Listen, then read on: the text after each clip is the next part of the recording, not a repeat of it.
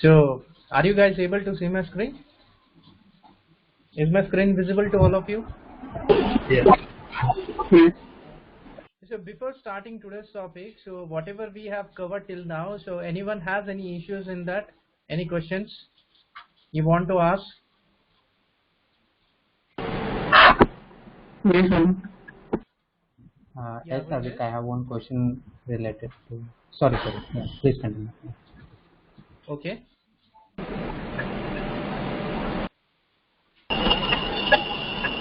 What about others?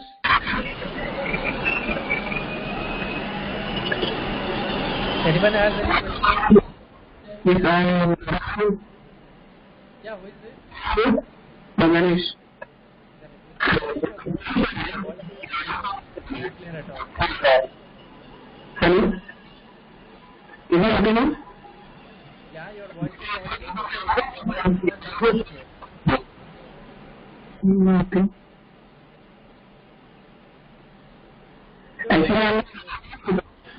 Actually, I'm not doubting what you have told. How to clear variable global as variable. How to store data in variable in Excel and Py. In Excel, Sorry, Ganesh, the voice is not clear at all. What about others? Are you guys able to hear him properly? No, I mean, there's a lot of background noises. Yeah, that's why. Can you please check or go to the place where, because it's hardly audible, your voice.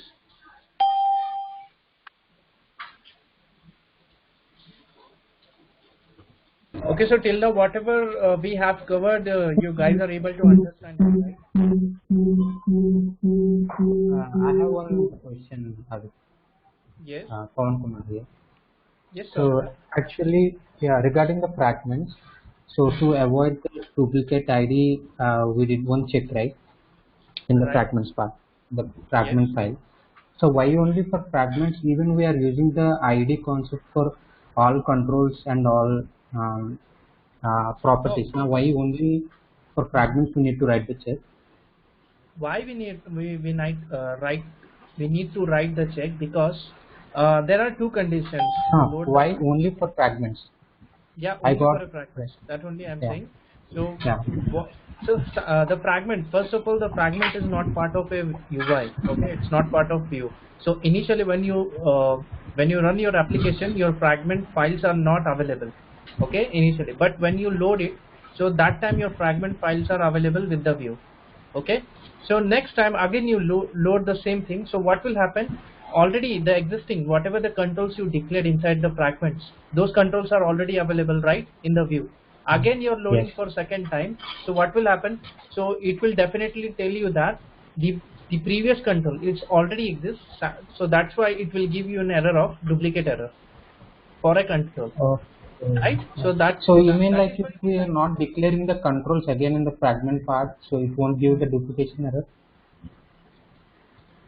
sorry, I didn't get your question.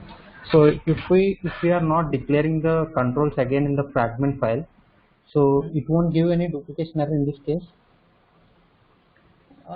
Suppose means you want to declare the controls, but I didn't get your question. Say for example, so as you said, like so the same controllers we are declaring in the both view and control. Fragment file. That's the reason why it is trying to call the same controller again. So where it is a possibility of having duplicate, right? Right? This is why it is giving a duplicate ID. So Yes. say for example, if I am not declaring the controls again in the fragment part, Okay. so then it doesn't. So as per your say, it won't give the duplicate, right? So if I am not Right. declaring the Right. same Right. controls again. Yes. Right. Right. Okay. So means, for example, whenever you will use the fragment, make sure that you again and again you don't try to load that fragment in that view part. Okay. So that is one thing. So fragment, you should not every time load the fragment. Once it is loaded, that is fine. You just need to update the data inside the controls, right? If every time whenever you open the fragment, every time if you want to update the content, so in that case you don't have to load it again and again. Only update the data inside the fragment. That is sufficient. Okay. Oh yeah, one more thing. Can you please open the last session, this application fragment file? Okay. Maybe we can take this point after our session. Is that fine? Okay, fine. Yeah, fine. Once Okay. we'll cover the today's topic, then we'll continue with your problems. Okay. Thank you. Yeah. So before starting today's topic, let me open the WordPad and tell you that. So before that, can anyone tell me that what is a model? Because we have covered this topic so many times, so if possible, can anyone explain or at least give me the short introduction about the models?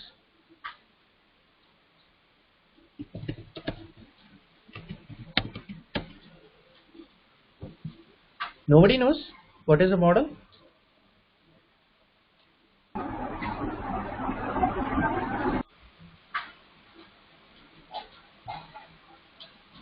Yes, I heard from like it's just kind of binding the controls.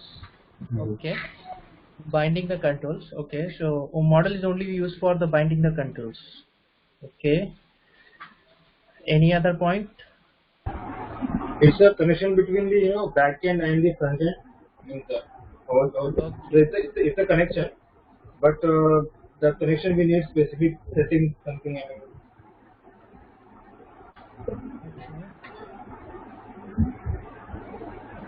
Any other point?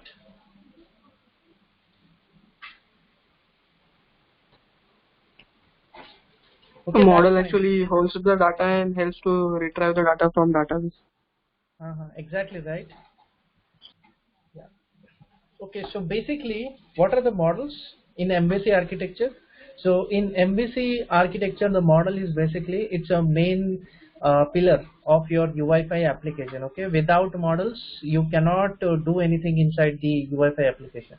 Anything. If you want to update the data, if you want to load the data, or if you want to do any kind of manipulation inside the model, that is also for everything you need a models. Without models, you cannot do or you cannot work your application. Okay, or anything. For example, so what is the main definition of model? So model in the model view controller concepts. Sorry guys, 1 minute.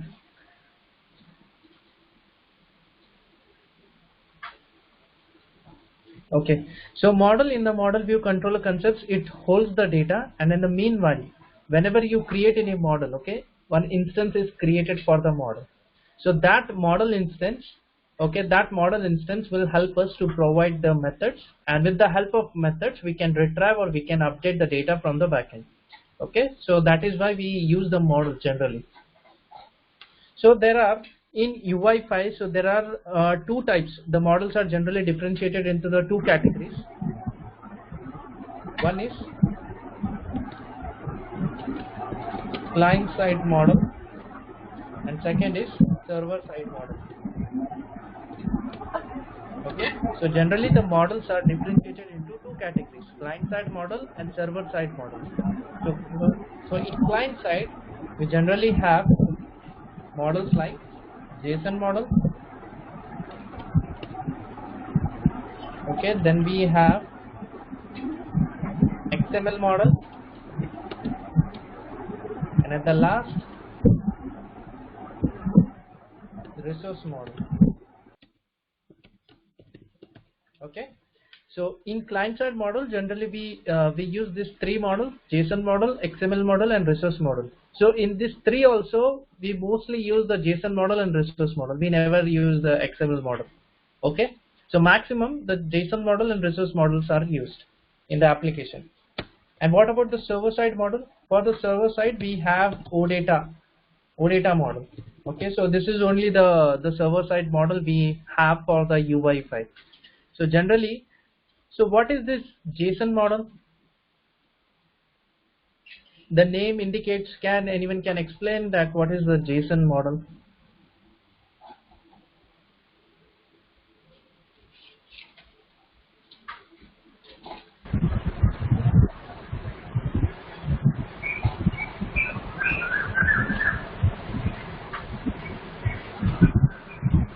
Okay, that's fine. So generally, what is a JSON model?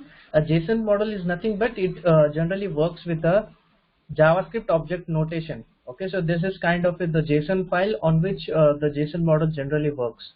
So let's say you created one service, okay, in the OData, you created one OData service in the backend, and you want to fetch the data. Okay, so whatever the data you will receive, that is completely in the JSON format. So JSON format is completely like a JavaScript object only. So what it does generally, the JSON model, it fetches the data and it helps us to bind the data to the controls. So generally the JSON model is a client-side model. So if you want to work with some small data sets, if the data is very less, so in that you generally use the JSON model. So with the help of JSON model, the data you fetch from the backend, it can be stored in the client side. So it generally used for storing the less kind of data, okay, into the model. So we never use the JSON model if you have the data in the large. Okay, generally what is happening when you read any kind of a service, so data will be loaded and it will be stored in the client model. So generally we use the JSON model for that purpose. So what about the XML model? So XML model is the same like a JSON model, only the thing is that whatever the data we will receive, that would be in the XML format, XML markup language kind of format. Okay, we don't use the XML, but I'm just giving you the generic overview of XML model. And what about the resource model? So resource models are, resource model we generally use if we have to work with the resource bundle files. So we'll see the resource model in detail in tomorrow's session, and we'll also see but in today's session we'll totally focus on the JSON model. Okay, so resource model we'll see tomorrow, and the XML model is not required. And what about the server side models? So in server side model we generally have the OData model. Okay, so with the help of OData model only you can perform any kind of operation on the services. Let's say there is no possibility to use the JSON model when you want to perform any CRUD operation. Okay, if you want to perform any CRUD operation on the on any SAP system, so in that you will definitely use the OData model. JSON model is not useful in that case.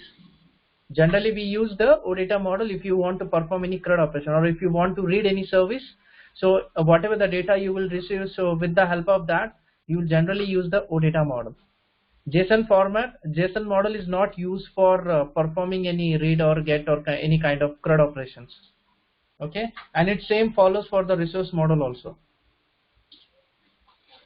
Okay, so if the data is very less, so you generally prefer the JSON model. Okay, but what about the OData model? OData model is not generally used for the data storing. Whatever the data you will fetch from the OData model, that data can be stored inside the JSON model from the client side. So this is generic overview of our models. So let's say, yes. What is the exact difference between the client side model and the server side model? Can you give any specific? Okay. So what is generic base? The difference between the client side model and server side model is that for the client side model, let's say we have the JSON model. So let's say you have not integrated any SAP system to your application. Okay, and without that, if you want to work with the data, so what you will do, you will locally load one JSON the JSON file. So it's a local data. Yes. If you want to work with the local data, you generally prefer the JSON model. And that JSON model completely works on the client side. It is not from the server side. So the server is not needed. Server is not needed in that case. Yes. So in that case, server is not needed. But in case of OData model, it's necessary that you should first have to integrate your the system services and OData. Yes, once the system is integrated, so with the help of that you can generally use the OData model to perform the CRUD operation. Okay. So now this is just a concept of models. Now, so let's start with what is the data binding. Okay. So before I start with the data binding, anybody know what is the data binding in general terms? Data binding. The name indicates a binding of a data, right? Means binding our front end with the back end through some Right. some connection or through some tables or something like that. Hmm. So in UI5, why we use the data binding? So data binding is very critical or one of the important concept in the UI5 application development. So generally, why we use the data binding? Let's say if I'm storing the data in the local file, okay, and in that data I have the data in a object format, and that object is holding the n number of data. That can be more than 100 or 50, any kind of records that the file is holding. So in the meanwhile, if you want to bind that data to your controls, so we have already seen some of the controls like the input fields, text, label controls. So that are all controls. But if you want to use the data binding, and if you want to bind that data, or if you want to attach that data to the control, so we generally use the data binding concept. Okay, and without the data binding you cannot bind. Otherwise, what we have to do, we have to write custom logic in the controller code, so that first we need to get the ID, and after that we need to set the value, right? So that is not one of the proper way in order to bind the data to the control. So mostly in order to reduce the developers workload, so we generally use the data binding. So data binding will help us to reduce the n number of lines of code in the controller part, and the data can be easily displayed from the back end to the front end. Not only the back end, you can also store one local file on the application, and that file can be reloaded, and with the help of whatever the file is containing, whatever the data the file is holding, so that data you can easily display on the when you run the application with the help of data binding. Okay, so this is the data binding concept. So in data binding, we have n number of the binding modes, and we also have the binding types. Okay, so the binding modes are, so I think before starting the binding mode, so what I will do, first we will see how to load one local file, okay, into the application, and after that, once we have the local file of a local data file, after that we'll try to fetch that data into the application. So let's say I'll just go back to the application. I'll create one new application here.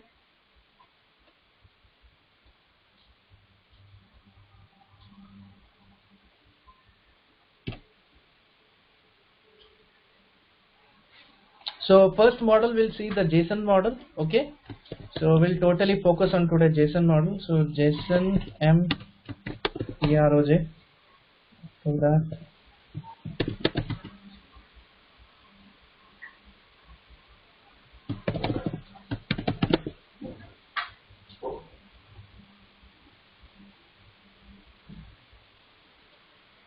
Okay, so now model is created. So what I have to do, so I need one local file also, right? And generally, if you want to work with a JSON model, we need a .json file. So .json file means, you guys are already know, we use the JSON file for the lightweight purpose. So that file can be loaded faster in case of a UI5 application. Okay, if you want to load the data, or if you want to transfer the data from the client side to the server side also, we generally use the JSON format. So what I will do, so inside the models, I'll load one file, a project.json or anything. So if you need any file, okay, some sample data related to the JSON, you can simply open this UI5 SDK, and you can go to these samples. Okay, you can search for the control, like I am searching for the list, because generally these controls are holding n number of data. So I'll search for the list. Okay, you can select any one option from this. So now you can see there is n number of data this application is having. So if I want to access the file from this, I'll click on the inspect in the network. Okay, I'll click back, and again I'll try to load that application. Okay, once that application is loaded, you can see one products.json file. Okay, so we can access this file. So I'll copy this request URL, and I'll run this URL in the browser. Okay, so this is the generic, this is the data that we, with the help of this data, will perform the today's operation.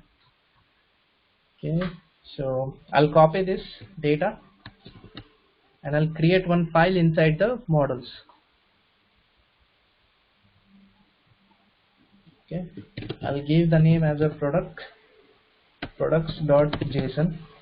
Make sure that whichever the file you load for the data, it must be of .json. Okay, I'll press OK, and I'll paste it here.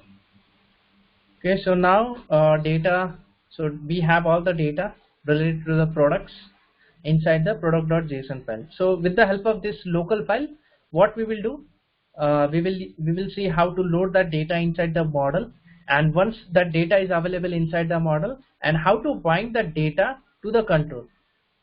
Okay, so now if I want to bind the data, so we have some binding types. Okay, so there are different binding types. So we have the property binding, we have aggregation binding, and we have context binding. So before that, let me tell you that how to initialize the models. Okay, how to initialize the JSON model inside the UI5 application. So I'll open this main page.controller.js file. Okay, and inside this you can generally write anything. So we have already seen the life cycle methods, right? Like on init, on after rendering, on before rendering, and on exit. So I'll generally use the method like on init, and inside that, what I will do, I will initialize one JSON model. Okay. So this is the method on init. So every time you load your application, so this method would be automatically initialized by your UI5 application. You don't have to call this method. That's why it is a lifecycle method of UI5. So what I have to do, so I have to first initialize the JSON model. Okay, before I load the data, first I have to initialize the JSON model. So for initializing the JSON model, so we need to follow some syntax. So it's the same like constructor. What we do for the constructor, we use the new keyword, like, and same for the controls also. If you want to define any controls inside the on init or inside the controller part, you generally use the new keyword in front of the controller name, right? In front of your control name. So if I want to initialize the JSON model, so first let's check where is the JSON model, in which library it is present.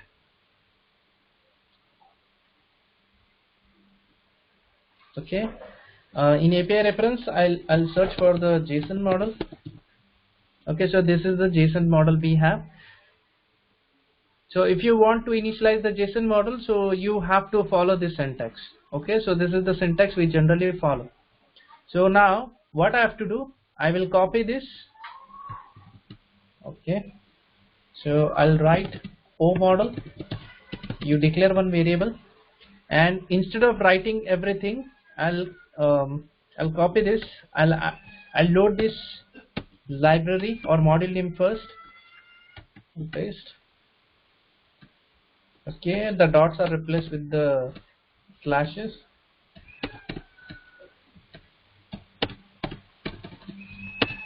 Okay, so now I'll send this model name as a reference to our function as a parameter. So now this JSON model just a reference to this library. Yes, so we don't need entire library to be declared inside the controller part. So new JSON model is sufficient. Okay, so now I'll remove this. Okay, so this is how you generally initialize your models. Okay, so we have used the JSON model. So if you want to use the JSON model, so this is the syntax. You generally create an instance. So O model is nothing but it is the instance of a JSON model. So with the help of this instance, you can call any methods which are applicable to this JSON model. So what I have to do now, I have to load the data, right? So this is the inside the model we have the product.json. So if you want to load the data inside this JSON model, you can directly write in double quotes. So how generally we give the path, how we generally define the path?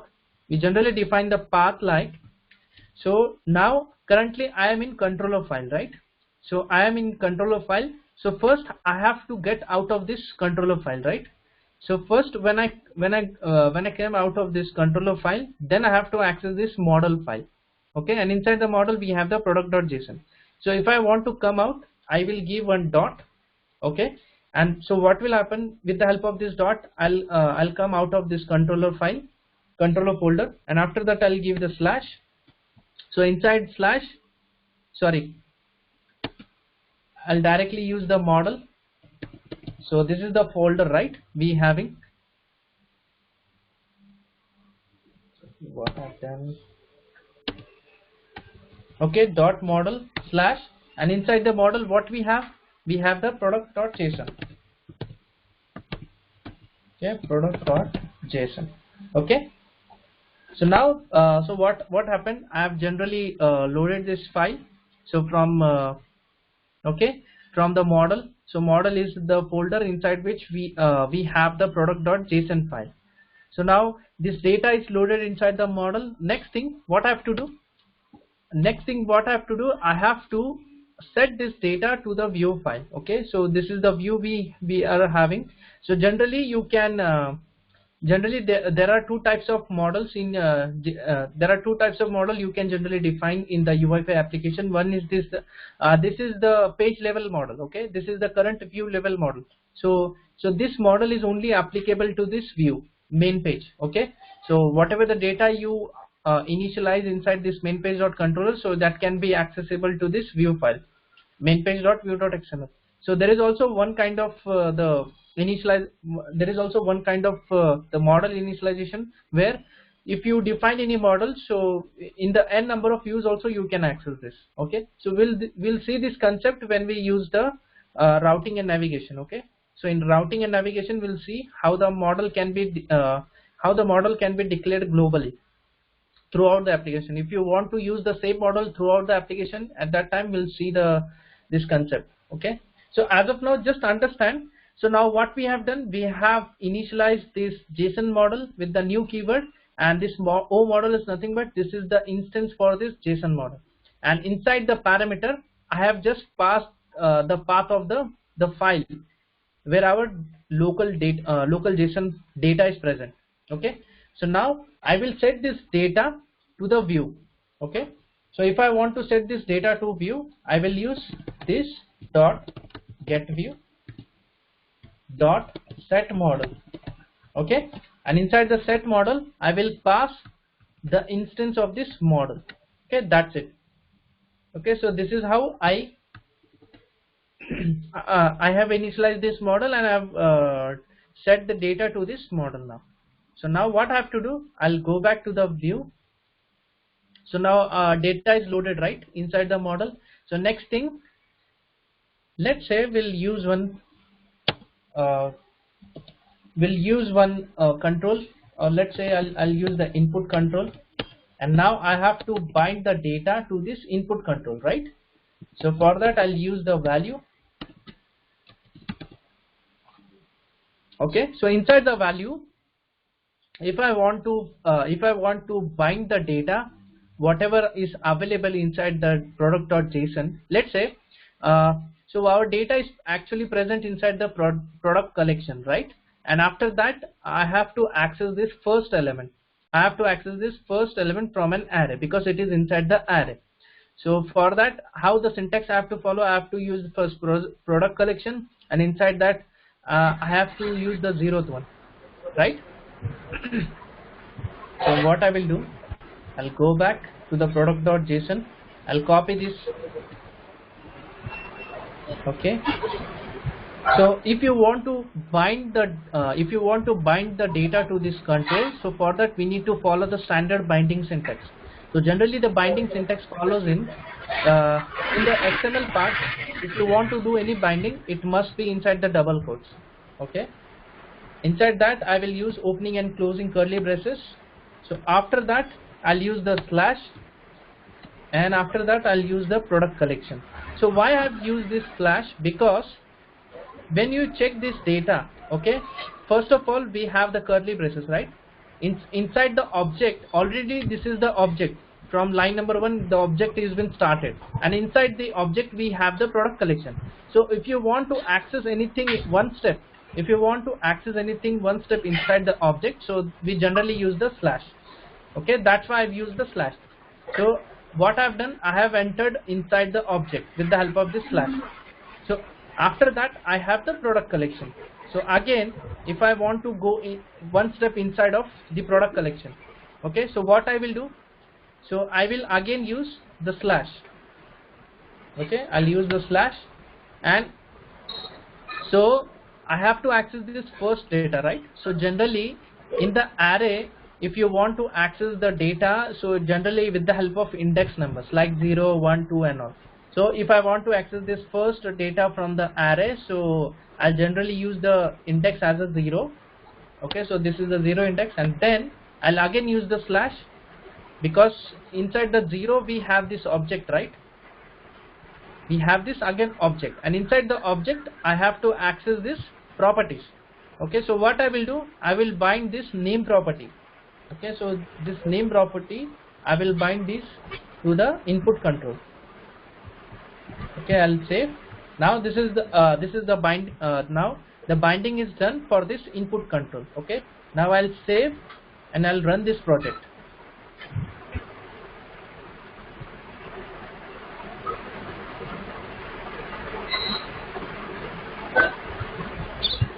Okay, so now what is happened? I'm not able to get the data, right? So what is the reason behind this? What we have missed? Can anyone tell? We have not loaded the file.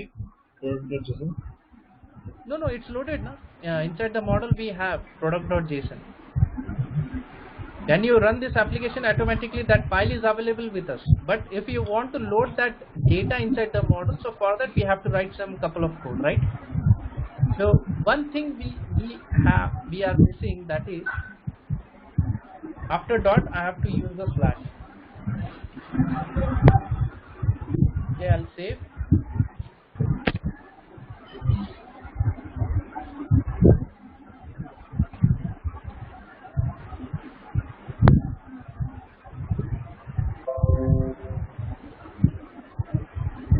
Okay, so now you can see whatever the data I have binded from this 0, the name property I have binded, right? So what value the name property is holding? It's holding the value notebook basic 50.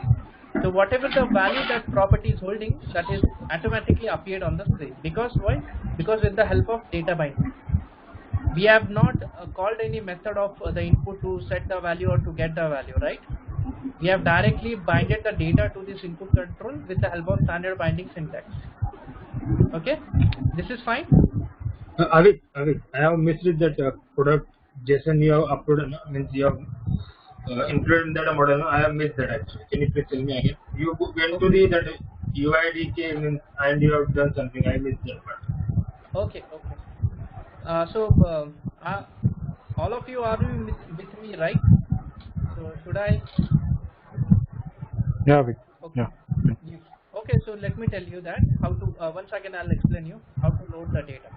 Yes. Okay, so generally in controller, if you want to initialize any control, so first thing what you will do, you will load the module right here, the module name or the library here. So generally whatever the libraries, if I am having the sap.ui.model, so that dots are replaced with the slashes, right? So that is done. So JSON model is present inside the library sap.ui.model, and inside that the JSON. So that's why I have passed this reference inside the parameter of the function, and after that what I have done, I have directly initialized this constructor with the help of new keyword. Okay, so inside the JSON model, it generally takes the two parameters. I'll just go back here. It generally takes two parameters. One is the data. So OData is nothing but you can either define the URL where to load the JSON form or the JS form. Okay, so this data means nothing but the path of the file where our product.json file is located, right? So that's why we have provided the first parameter as a path. And next thing, what is the second? So second we don't need anything. Okay, so this is just experimental. You cannot use if any property or anything which is experimental, which is already mentioned in the API reference. Don't use it. No, I mean actually this product.json means how you include in this. So I'm very popular. I want to see that. I have missed that part. Okay, that you have missed. Okay, Yeah. so this you got it right. Yeah, I got it. Yeah. Okay. So what I have done. So let's say okay, I'm deleting this file. Okay, I'll tell you once again. Okay, so now what I have done. So I don't currently, as of now, I don't have any data inside the application. And generally we use the JSON model if you want to perform any operation for the local data. Okay, so generally this application will hold the data which is already available with this application. So if I want to load some local data inside this application, so for that I need some sample data, right, with respect to the JSON format. So if I need some that kind of data, so you guys can also search for, you can also Google it, where you can find some local data, sample data for the JSON format if you want to perform any operation on it, or otherwise you can just search for the list control in the samples. Okay, so this is the list control, and inside that this is the list. And okay, I'll inspect this tab so that in the network I can see whatever the files are loaded or any file which is holding the data. I'll open the inspect tab, and after that I'll select the first option. Okay, so once I select it, okay, so once I selected, I'll check for the product.json file. Okay, so this is the file product.json. Now if you want to copy some of the content, I can either do with the help of this preview, but copying from this is not possible. Okay, so instead of that, just run this URL, copy this URL, the request URL, and run this URL into the browser. Okay, once you run this URL, you can see all the data is loaded inside the browser, right? So directly just copy all this data by clicking on Ctrl A. Okay, copy this, and after that, inside the model, create one file with the extension .json. Okay, product.json, because this data is completely related to the product. So I have created a local file as a product.json. Okay, I'll click on OK. So now I'll paste it here. If something is wrong with the format of this data, automatically you will get an error. So as of now, I'm not getting any error. So whatever the data I've copied inside this product.json, it's fine. Okay, I'll save it. So this you got it. This is how we load the local file inside the application. Okay, so now so now we have this product.json. So after initializing the model, we have set this model on the view. Okay, so this is a very important step if you want to set the model on the view. With the if you are not setting the, yes, you need to change the file name. At line number 9 it is product. Yeah, right. Sorry, I missed it. Okay, so make sure that your file name is a case sensitive, and your folder name also. Make sure that it is properly, the syntax is perfectly fine, and the spellings also. Okay, so now the binding is done, so that's why I'm able to see the data, right? So same thing, whatever the data is available inside the product.json, that is that has been binded to this input control. So how the binding is done on the view side? So generally I have binded the view, binded the data with the help of the standard binding syntax. So if you want to do any kind of binding in the view.xml file, so make sure that you assign it inside the double quotes. Okay, make sure to use the double quotes, and inside that opening and closing curly braces, and inside that, why we have used the slash? Because if you want to go one step inside of object, okay, so this is the object, and if I want to access this product collection, so that's why I've used the slash. So one step, if I use the slash, so one step I'm inside of object. Again I have used the product collection, and if I want to go one step inside, so that's why again I've used the slash. Then 0, because the 0th array data I want to access, so that's why I've defined the index as a 0, and then I've used the slash and then name. Okay, so this is generally how you do the binding. Okay, so this is the binding at the view level. So what in the case of the controller level, how to bind this data when you do generally in the controller? So now what I will do, okay, I'll create one control here in the on init itself. Input equal to new sap.m.input. After that, value is a property, right, for the input. So same, I'll follow the same syntax. Okay, whatever I've done, I'll just copy it from the view.xml. Okay, instead of 0, I'll give it as a 1, so that it will access the value from the first. I'll give the semicolon, and after that I have to include this control inside the content, right, inside the page content. So this is our page. This is our page. I'll give the ID to this page as a page. I'll save and I'll access the ID.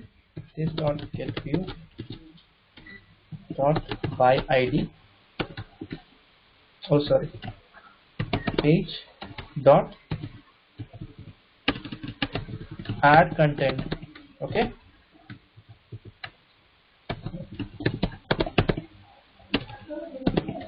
Add content, and inside the add content I'll pass the O input. Okay, now this is done. So I'll reload the app. Okay, so now I'm able to see. So at the first index, so initially our view is having this control, right, input control. So whatever the data we have loaded, like for the first for the 0th index, we have the name as notebook basic 15. So that is coming, notebook basic 15. And secondly, what we have done, we have loaded one more input control, right? With the help of this input control, we have added this control inside the page aggregation. So in that also, but instead of giving the 0 index, we have defined the index as a 1. So on the first index, what value it's having, and the first index, it is having the value as notebook basic 17, right? So this is the same value that that is getting appeared in the screen. Okay, so this is fine. So are you guys with me so far? Is any questions? Is anyone having any questions in this?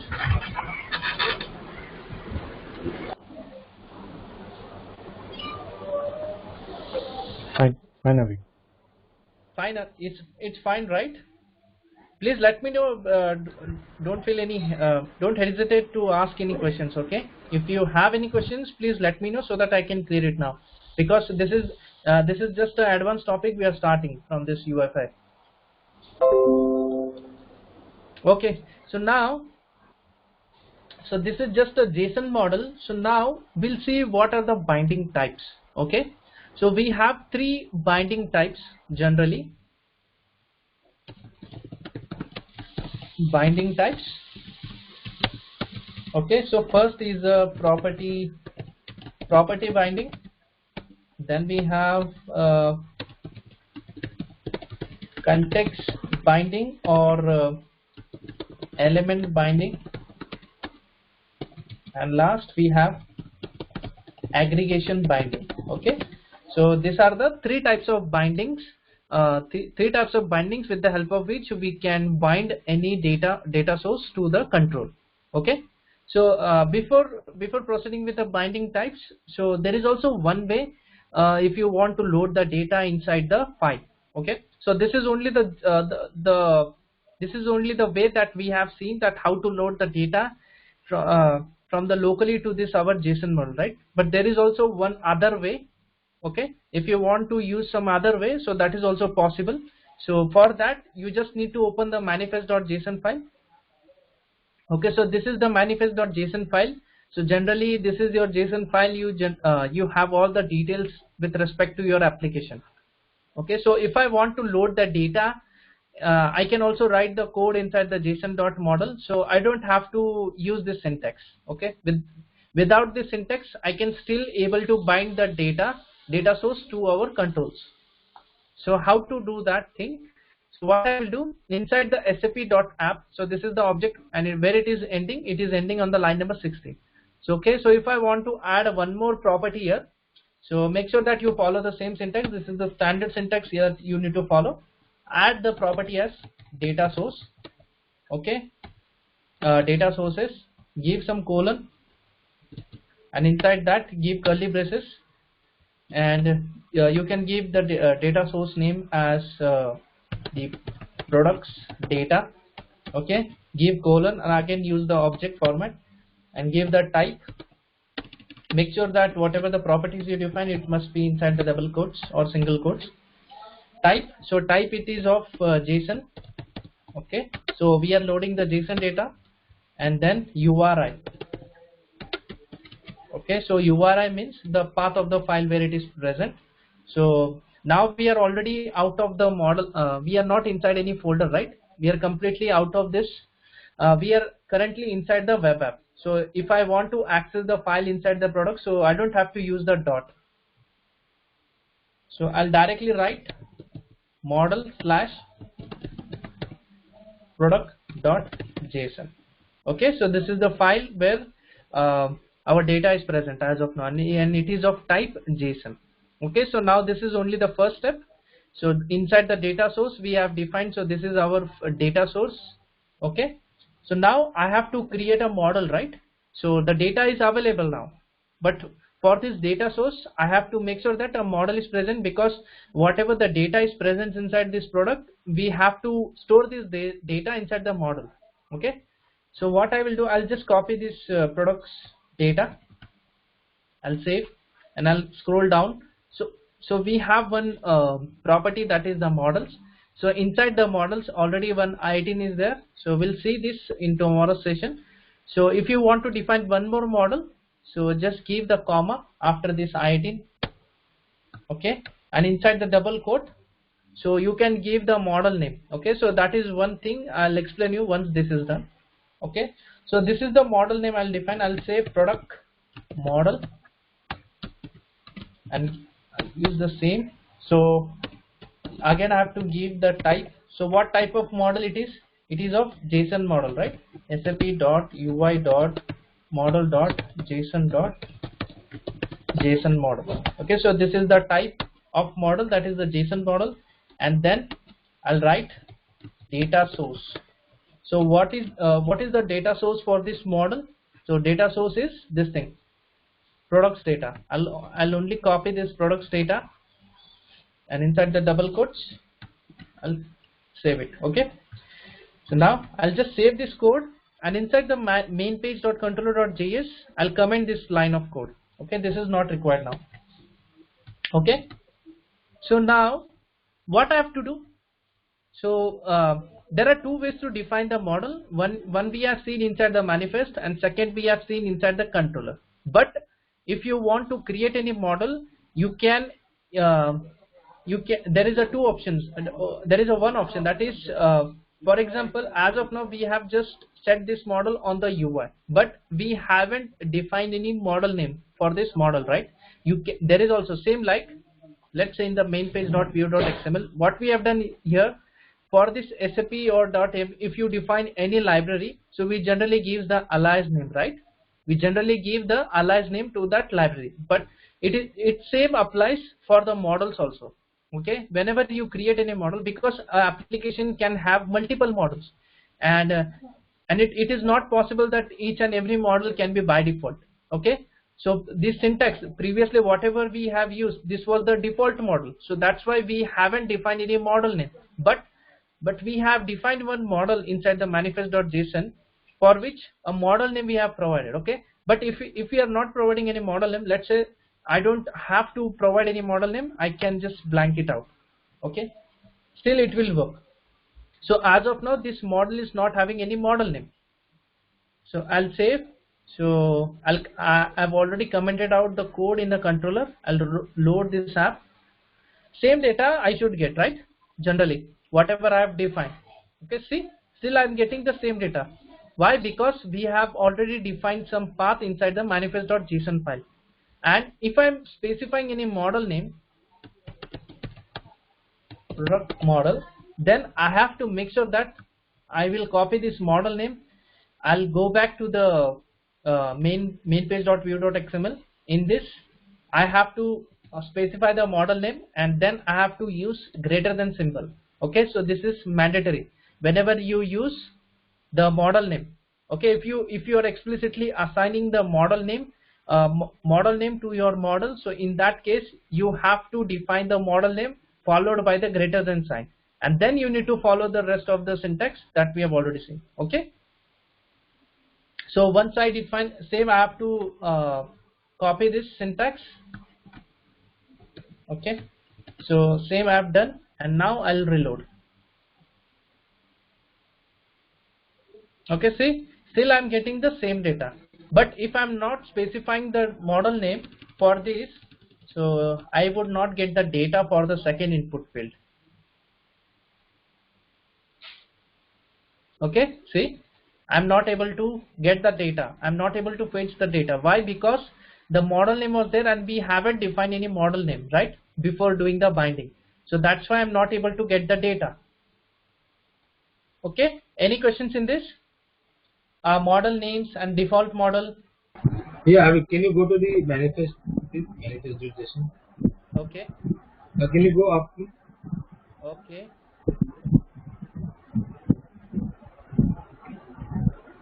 So this, yeah.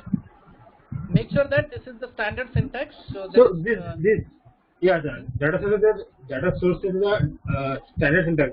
If I use something else, it won't work, right?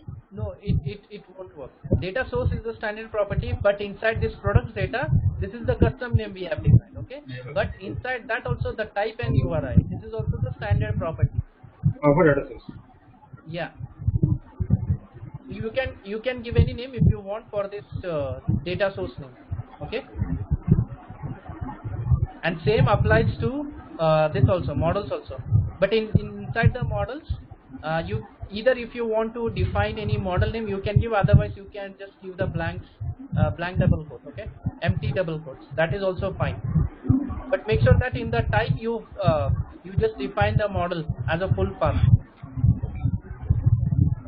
So in the alias won't work. Yeah, it won't work.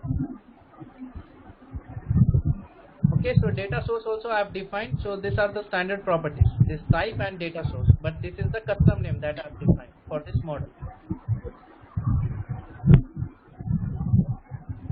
Okay, so is this fine? So anyone has any questions apart from this? Should we proceed?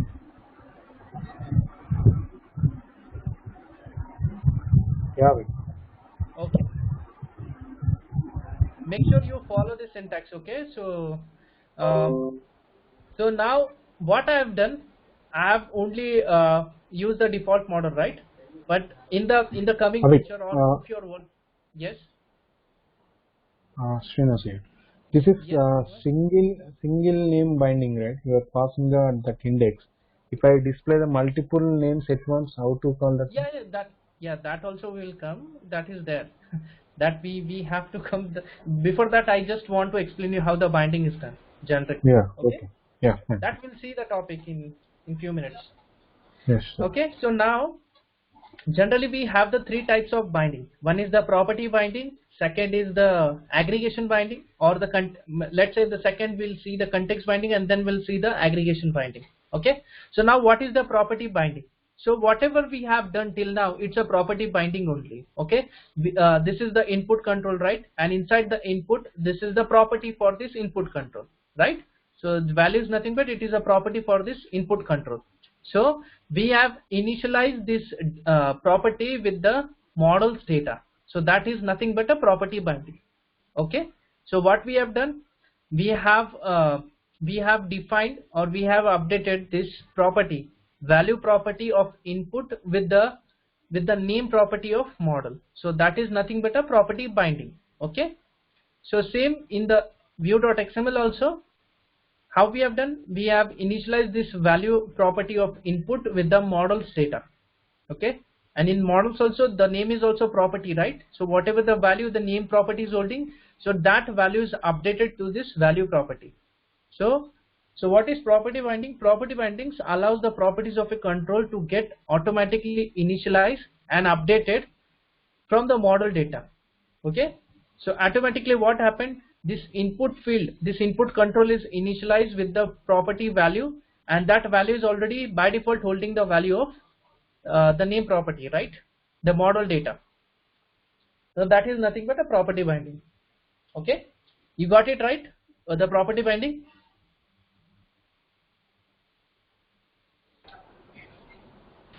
Yeah. Yeah. Okay, so now let's see what is the aggregation binding.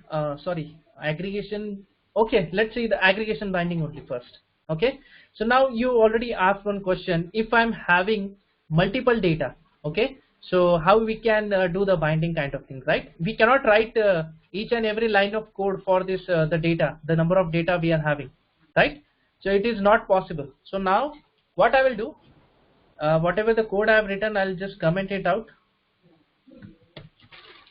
Because this code we don't need. Okay, so as of now I've defined the model inside the manifest.json. so model name is product model. Okay, so now this is our save. So what I will do in the main page.view.xml, so now we'll use the list control. Okay, instead of this I'll use the list control. Okay, so what is the list? So this is the control, right? I'll go back to the API reference. Okay, I'll search for the list. Okay, where is the list? It's inside the list.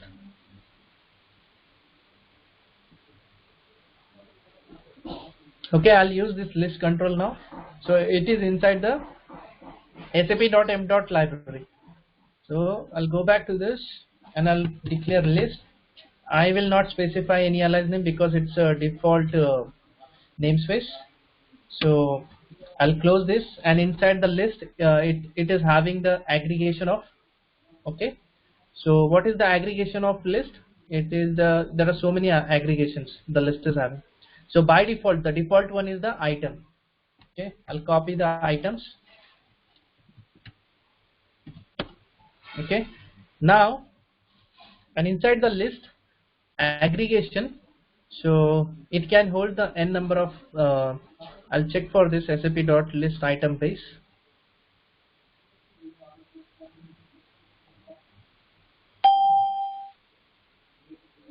Okay, so either I can use the list item base, or I can use there are so many list item base. Okay, there are object list item, we have notification list item, again we have notification list base, but in this example I will use the standard list item. Okay, so generally we use the standard list item if you want to just display the description or any title to your item.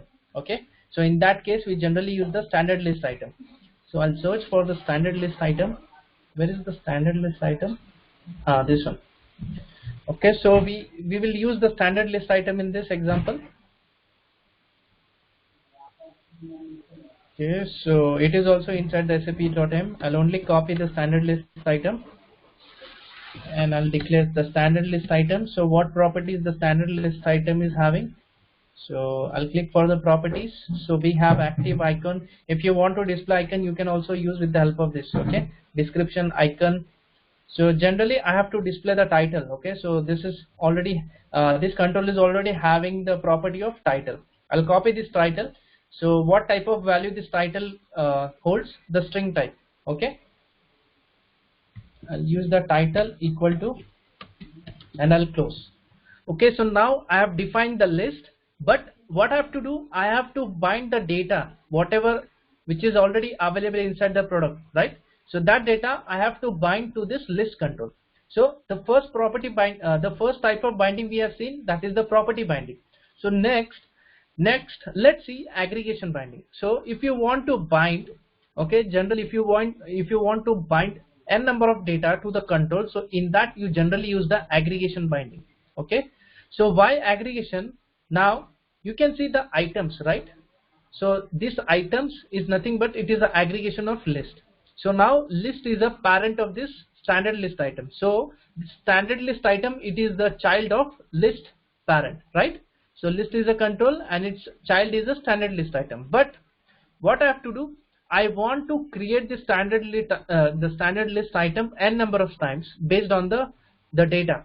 Okay, suppose if I am having the 10 records inside the product.json, so based on that the 10 standard list items must be created. Okay, so that is nothing but it is a concept of aggregation. So with the help of this aggregation concept, the standard list items, it can be created 10 times, okay, based on the model's data. So that's why we use the aggregation concept. So if I want to bind this aggregation to the list, so I'll use the items equal to, okay, so how the binding is done inside the double quotes, that is followed by the opening and closing curly braces. Okay, so what is the name of our model? In the manifest.json we have already defined, this is the product model. Okay, so the model name is product model. I'll go back here in the view.xml file. I'll write product model, I'll use the greater than sign, and then I'll use the slash.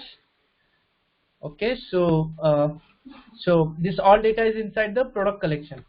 Okay, I'll copy product collection. Okay, that's it. I don't have to define any path after that. So this is just a context for this standard list item, and then inside it I'll write product model. Okay, make sure that you again use the product model name followed by the greater than sign, but you don't have to specify the slash.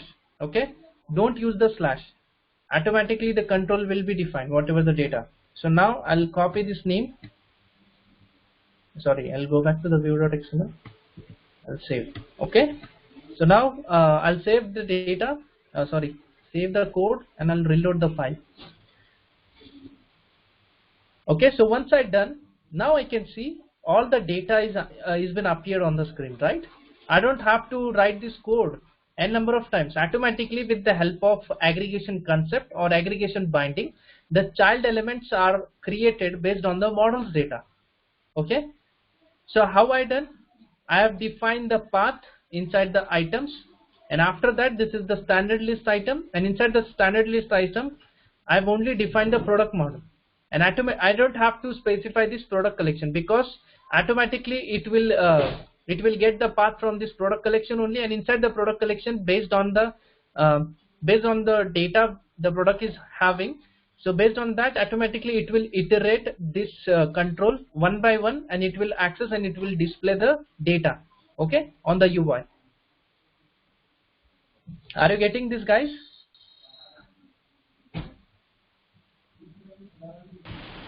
Yeah, right. Yes, sir. Okay, so make sure that I have a question. So you have taken only one name, right? If you want to fill another band different, so how we then? sorry, I didn't get your point. Suppose you have taken the only name right now, so I want to use one more property. Yes, you can use now. You can use. We The have same as- n number of properties. No. I'll use the. Sorry, I didn't get. One more property means what? The name is there, with the name some other value. That's a better kind of thing. Okay. Product JSON is there, right? With the name Right. only one value. So can you take other value? Yeah, Suppose you give can some use. description. Yes, you can use. That is also possible. How come that? No, it is possible that I want to display two. So I don't know how. Suppose name is there, with that I want the product ID also. Right, product ID. Okay. So how Okay, do at the do same time you want to display the product ID and name also. Yes. Okay, so for that also what you do, okay, I'll just go back here.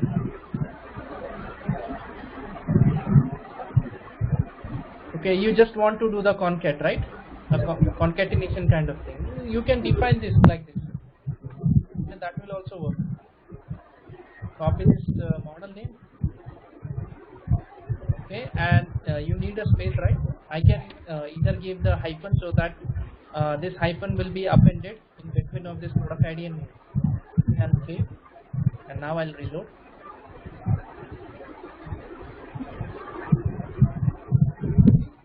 You're able to get, right? Yeah. This is a product ID hyphen and your this name. Okay, on the runtime you can do anything if you want. Okay, so now this is how we generally do the data binding, aggregation binding. So this is the aggregation binding that we have done for the list control. So how this binding is done? So make sure that whatever the path we define on the items, so this will act as a context for this child elements. Okay, so these are your child properties or the one by one object. So what it will do, if you want to access, it will generally access the main path.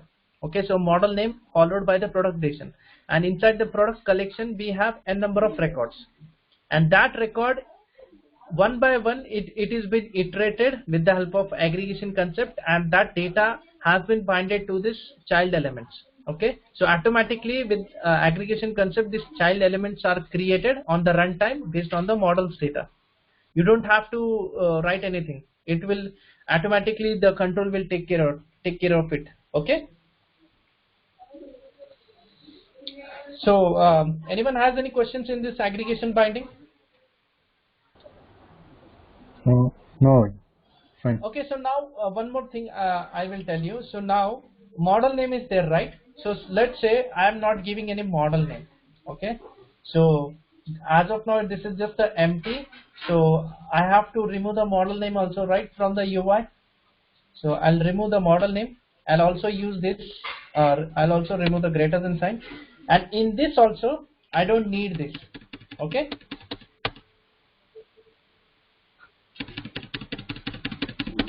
I don't need model name. I can directly access this properties. Oh, sorry. Okay, I'll save, and now I'll reload. Still I should get the same data. See, still I'm getting the same data. So now two types of binding, two types of path we have seen, right? One with a slash. This is the slash, and one is without the slash. Okay, so the one with a slash is nothing but this is a absolute binding. Okay, so that we have two types of path we can define for the binding. So one, the binding in which we already having the slash, so that is nothing but absolute binding, and one which is without the slash, that is nothing but it is a relative binding. Okay, so this is just a binding path syntax. So that path syntax is differentiated into two types, that is the absolute binding and relative binding. Okay, so if anyone asks you what is the relative binding, you can simply tell we generally do the binding without the slash. Okay, the slash is not present in the binding. It means it is a relative binding. But this is the generally how this binding is done, because this product ID and the name, it is actually this item, it is acting as a context. So whatever is present inside the product collection, that is accessible for this child elements, right? So that's why we don't have to specify any slash here. Automatically on runtime it will access. But if you want to use the relative binding, make sure that one context has been already defined. If you are not defining this context, then this binding will not work. Okay, you cannot directly simply define the product ID and name.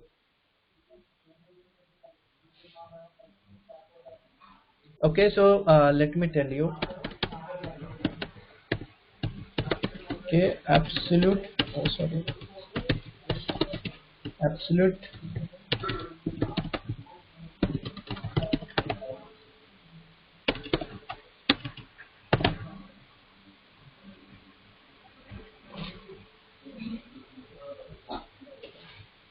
one minute, guys.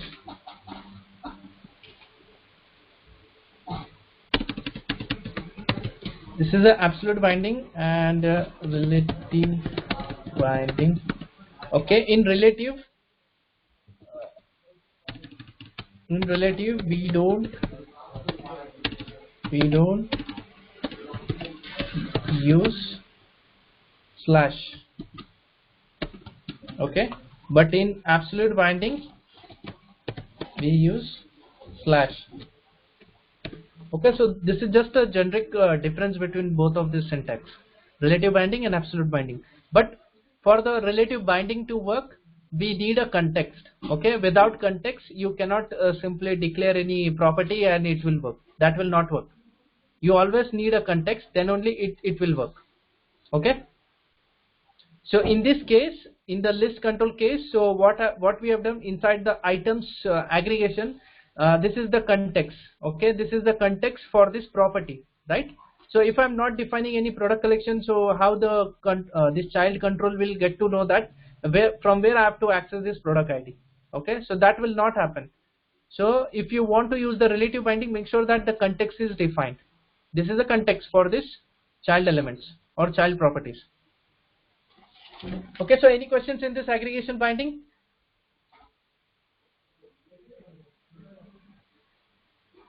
Any questions? If no, should we proceed further? Yeah, no, good. Avik. Okay.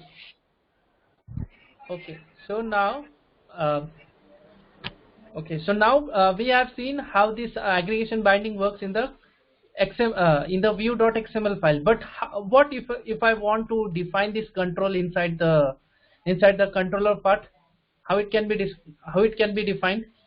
So if you want to initialize the aggregation binding, or if you want to define some controls, so for that, so this is the syntax that we generally have to follow. Okay, first I'll create a O list. Okay, new, sorry, SAP.m.list. Okay, and after that I'll create one more template. You can define anything, but generally we for the child element we generally use the template. I'll tell you in a few minutes. Okay, so what I have to do now? So I have created this list, then I have to create a standard list item, right? And inside the standard list item I have to bind the title and copy this one. I'll copy the standard list item. I'll write new sap.m.standard list item, and inside the standard list item it's having the two properties. One is the title and another is the, sorry, only one property we are having. Okay, so what I will do, what property I have to define, I'll copy as it is. Okay, copy this. Okay, so now what I have to do, I have to bind the aggregation, right? So that's why this concept is an aggregation binding. So if I want to bind this standard list item to this list, so for that we have one method. Okay, that method is applicable for list also, because list supports the aggregation binding. So for the O list dot bind aggregation. Okay, so this is the method that I have to use. Okay, so inside this bind aggregation, what type of aggregation you have to bind? You have to bind the aggregation of items, right? Because in view we have used the aggregation of items, so that's why I'll specify in double quotes items. Okay, I'll give the comma, and then in the object, I'll use the path. Okay, so first is the inside the object I have to define the path, and in double quotes I'll follow the same that we have followed, the product collection. Okay, this much only it is fine, comma, and then template. Okay, and inside the template I have to define O template. Okay, and then finally I'll add this O list on the page. I'll save and I'll reload. Okay, once that is done, still I'm able to get the same data. So what was the main difference between them? So first I have defined the O list, okay, and then I have defined the O template. So O list is nothing but this is the list, actual list control, and for the child control also I've created one more instance or a reference, O template. So this O template variable is holding the actual control of standard list item. Okay, and inside that the same path I have defined, and then if I want to bind this template to this list control, so for that the standard method is bind aggregation. Okay, and in the bind aggregation generally takes the two parameters. First is the what type of aggregation you want to bind. So I want to bind items, so that's why I've binded the items. Okay, and then followed by the path, the model's path we have to define.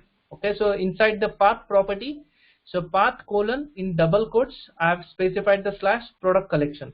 Okay, and then in template I have defined the O template. Okay, so whenever you will use bind aggregation method, make sure that you cannot use the syntax as like this. Okay, okay, this will not work. Okay, this is fine. Make sure that you never use the opening and closing curly braces. Without that also, if you are defining n number of properties inside this object, so for that you can directly use it inside the double quotes. Okay, the opening and closing curly braces are not, it is not required. And for the template, we have just I have passed the value of this variable. Okay, O template. So O template means the standard list item. Okay, so this is how it works. So now I have one more method for aggregation. Okay, so now which method I've used? I've used the bind aggregation, and inside the aggregation I've passed what type of aggregation I want to bind to this list control. But we also have one more method, that is bind items. Okay, so I don't have to use this, I don't have to pass this parameter, first parameter. Okay, without that also, because the name itself, the method name itself suggests that bind items. Okay, save and I'll reload, still it should work. Okay, see, I'm able to get the value. So are you guys getting it? Is anyone has any questions in this? In the path syntax that we have followed till now?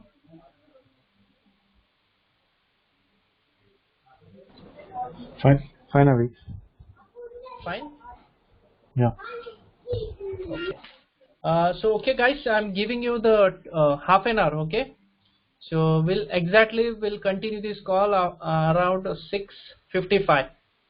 In half an hour, just try to create one local file. Okay, I'll open this, I will keep this open if you want to access anything.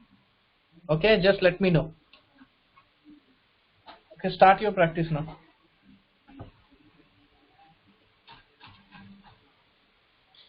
First create a new project, and inside that create the local product.json file. And if you want to access that file, you can directly go to the samples and check for the list control.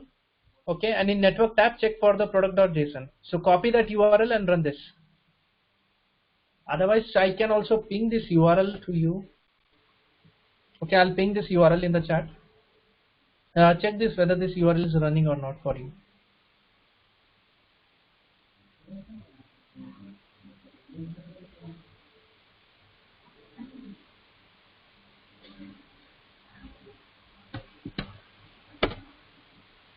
Okay, so please check in the chat and make sure that I think it should work on your browsers also. So directly copy the content from that and create, paste it into the new file.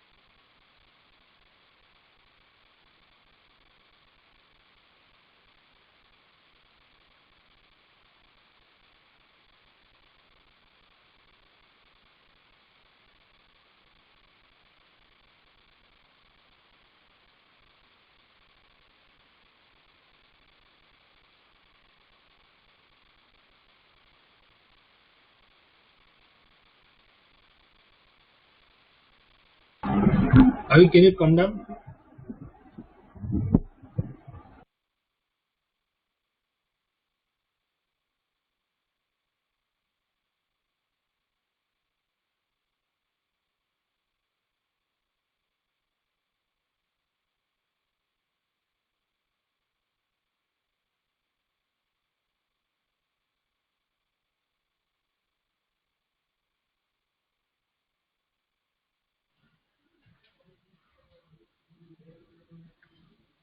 Yeah, hello.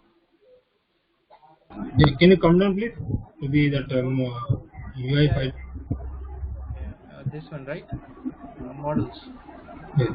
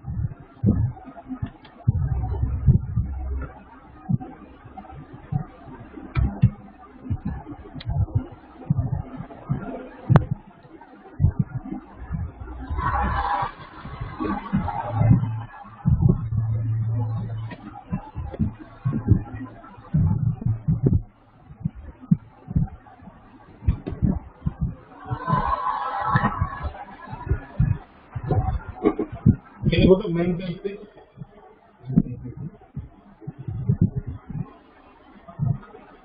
Sorry, what? Main page would be. Page dot.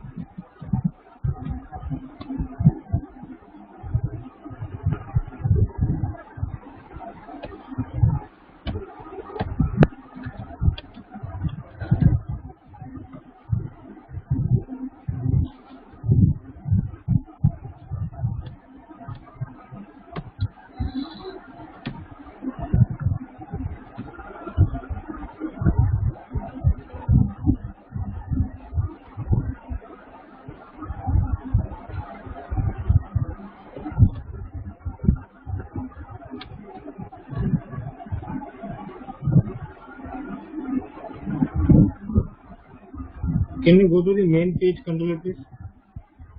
Avik, that link you have sent out, it is not loading actually. I have debugged through that inspect also, but it is giving me that 404 not found. Okay, so then, are you guys able to include the local JSON file or not?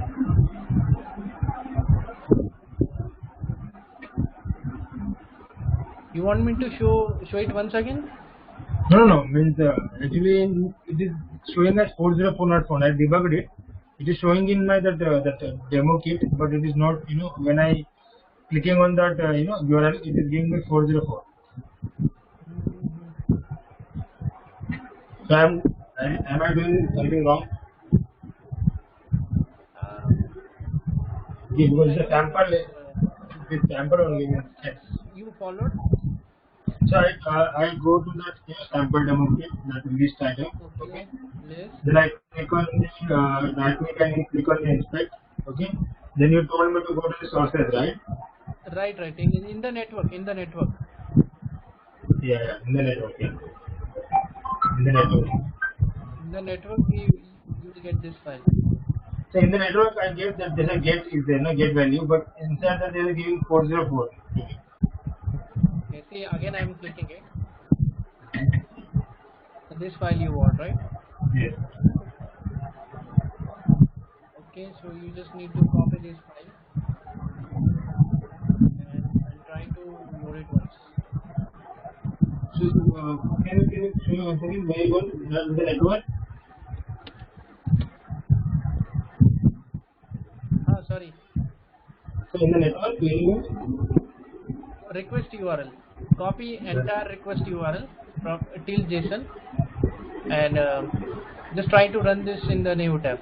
I am not able to see this. Is it loading now? No, this name, headers, preview, response, I am not able to see it. You should get a response as a 200.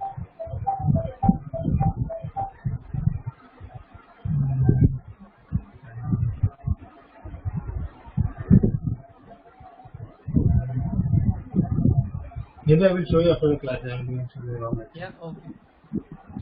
Okay, so guys, is it done? If not done, still it is fine. You can practice it after sessions also. Okay. Should I start the next topic?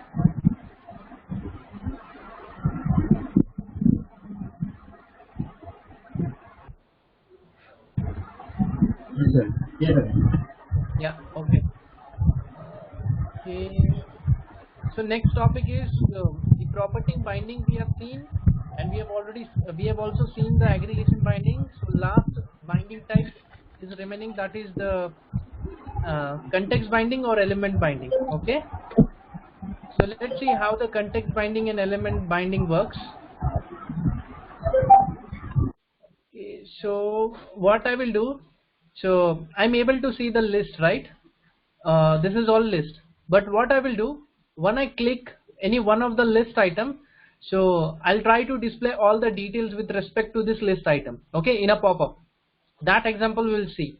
Okay, so if I want to do, so we generally, if I want to pass the reference of the clicked list item to the entire dialog, okay, in the entire dialog, suppose if I'm having n number of labels, like I have the product ID, product name, description, the price, everything.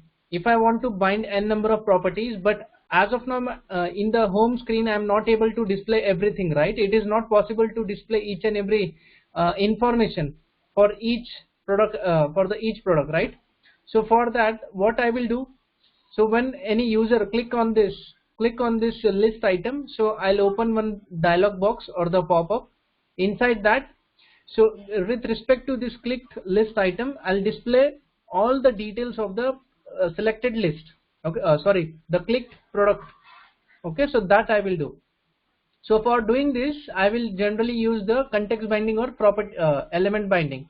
Okay, that concept I will use, and with the help of that concept, so whichever the line item I clicked, so I'll pass all the context of that clicked line item to the dialog box, so that all the information with related to this product ID or selected product will be displayed in the pop-up box or the dialog. So I'll remove all this code. Okay, this code is not required because we already have this code, right, on the XML. Okay, so this is the code we am having. I'll save, and now I'll try to reload it. I'll also change the name.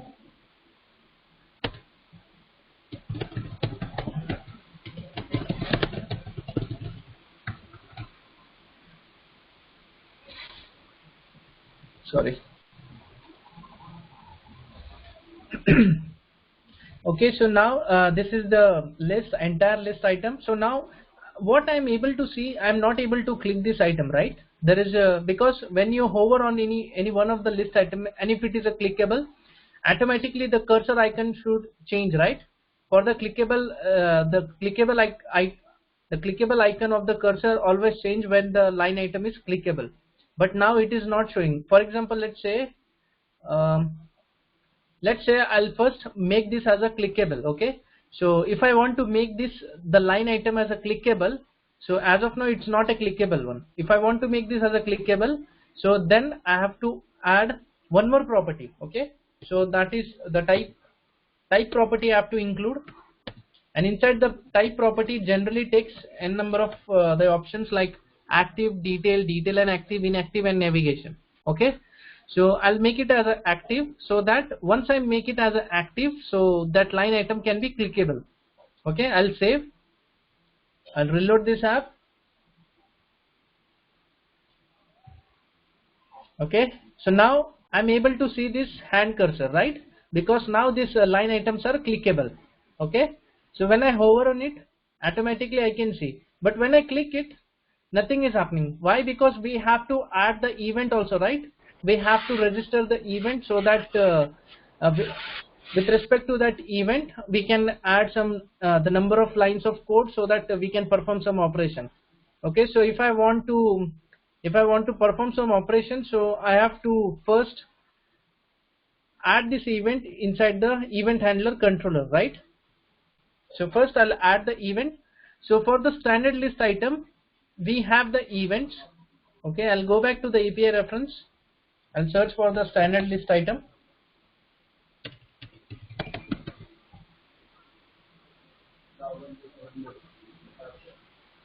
Okay, so this is the standard list item. So in events I'll click. So there are n number of options which are available. So I'll select this press event. Okay, so I'll use the press. Why I'm not using the other tap? Because tap is already deprecated. So I'll use the press. Okay, so press, and inside the press it generally means whenever you click any press, so it will return you the source also in the O event. Okay, so I'll copy this press event, I'll go back, and after the standard list item I'll press, and I'll add one function name. Okay, handle.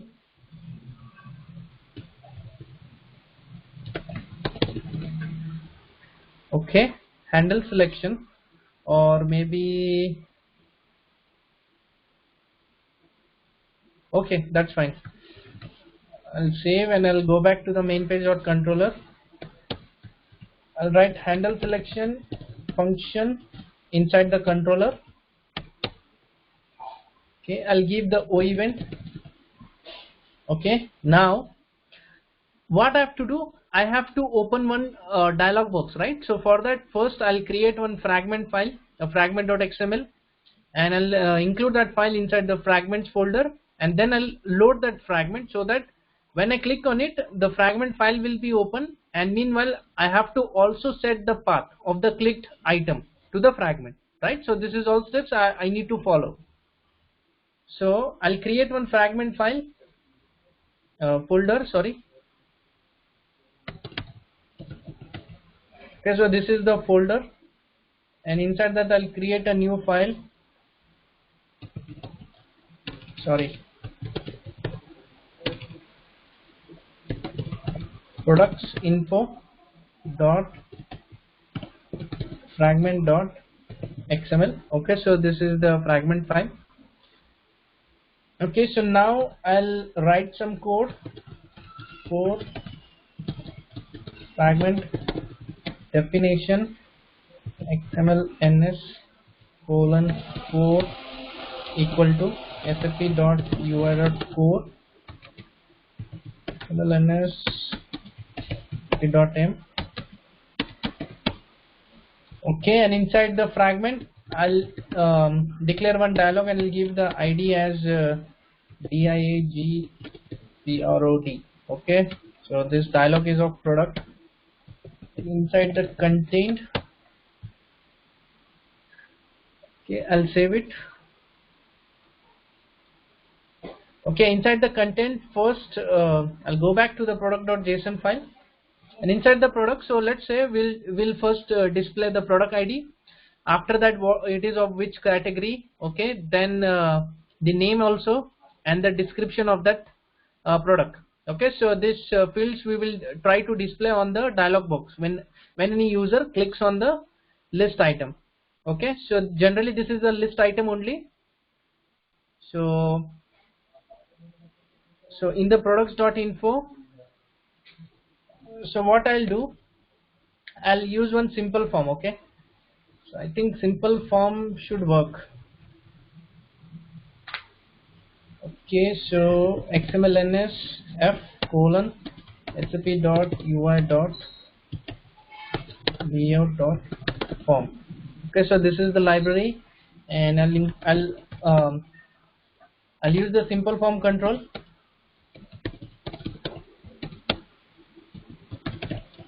First label I need it for which product ID. Okay, so first label is for product ID, and then I'll use the text.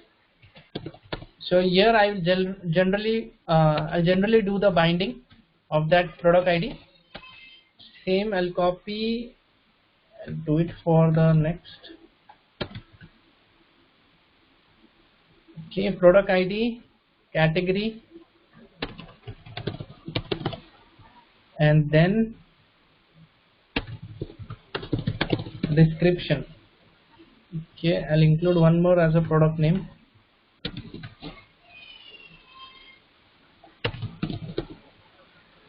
Okay, that's fine.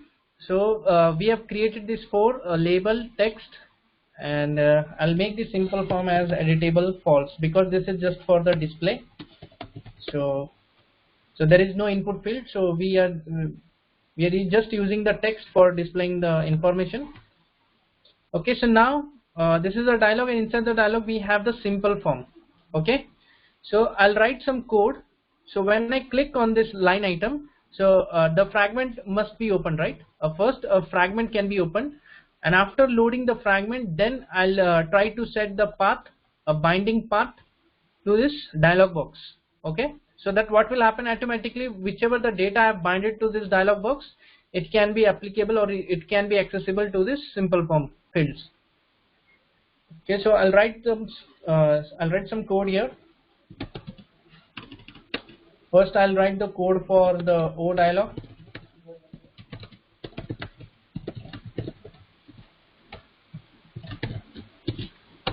So what is the ID of our dialog?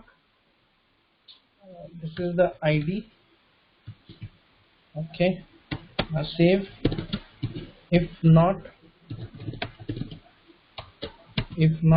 then we'll say O dialog equal to sap.ui.xml fragment. Okay, so inside this I'll pass the view ID, this dot get view dot get ID, and I have to define the fragment name, the fragment path. So generally the path I'll copy it from this controller name. Instead of control, I'll change it to the fragments. And what is the fragment file name? It is the products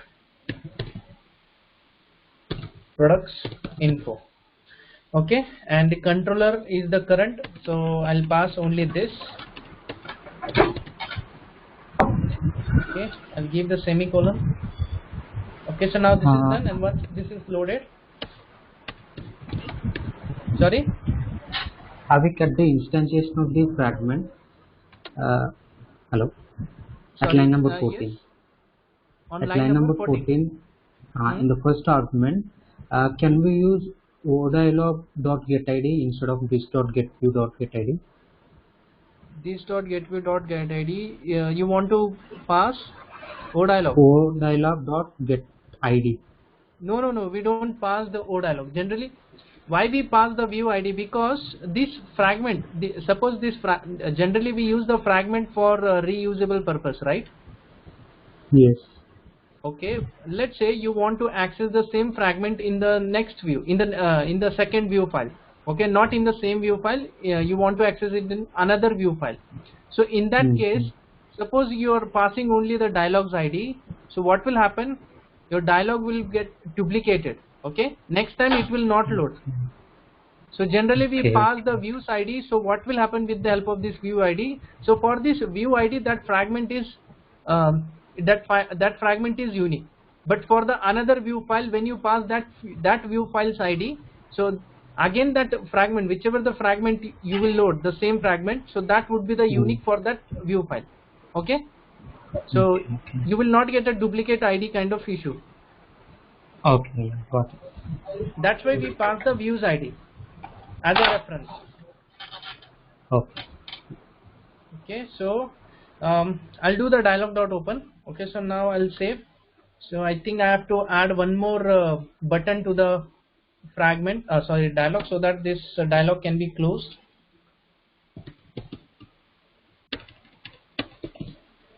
End button.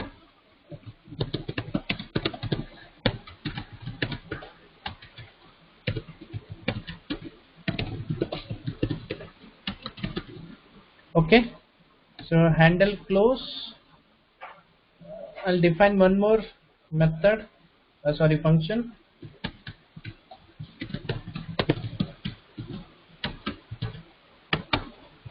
So if this dialog is available, then it must close, right?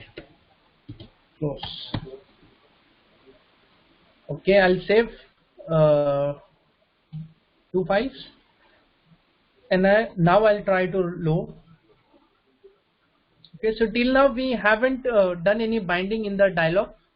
Only we have added the code so that once I click, the dialog must be open. I think issue with the code. This .getView.byId O dialog SAP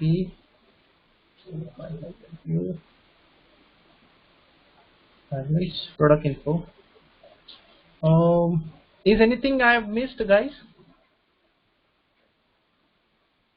I think if not dialog, 1 minute.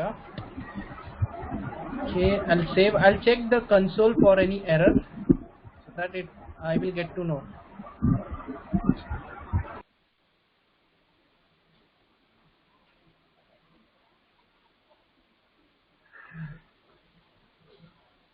Okay, I'm getting one error. SAP.m.contained. SAP.m.contained. I think it's something is issue with the product. Oh, sorry.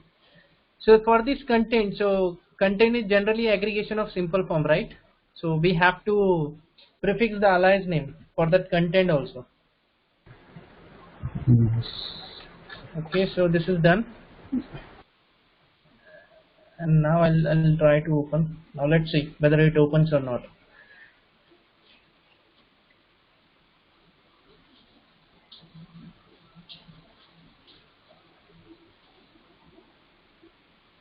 See, now I'm able to see. Okay, so now what I have to do, I have to display this clicked information here. Okay, so I'll give some title to this dialog box.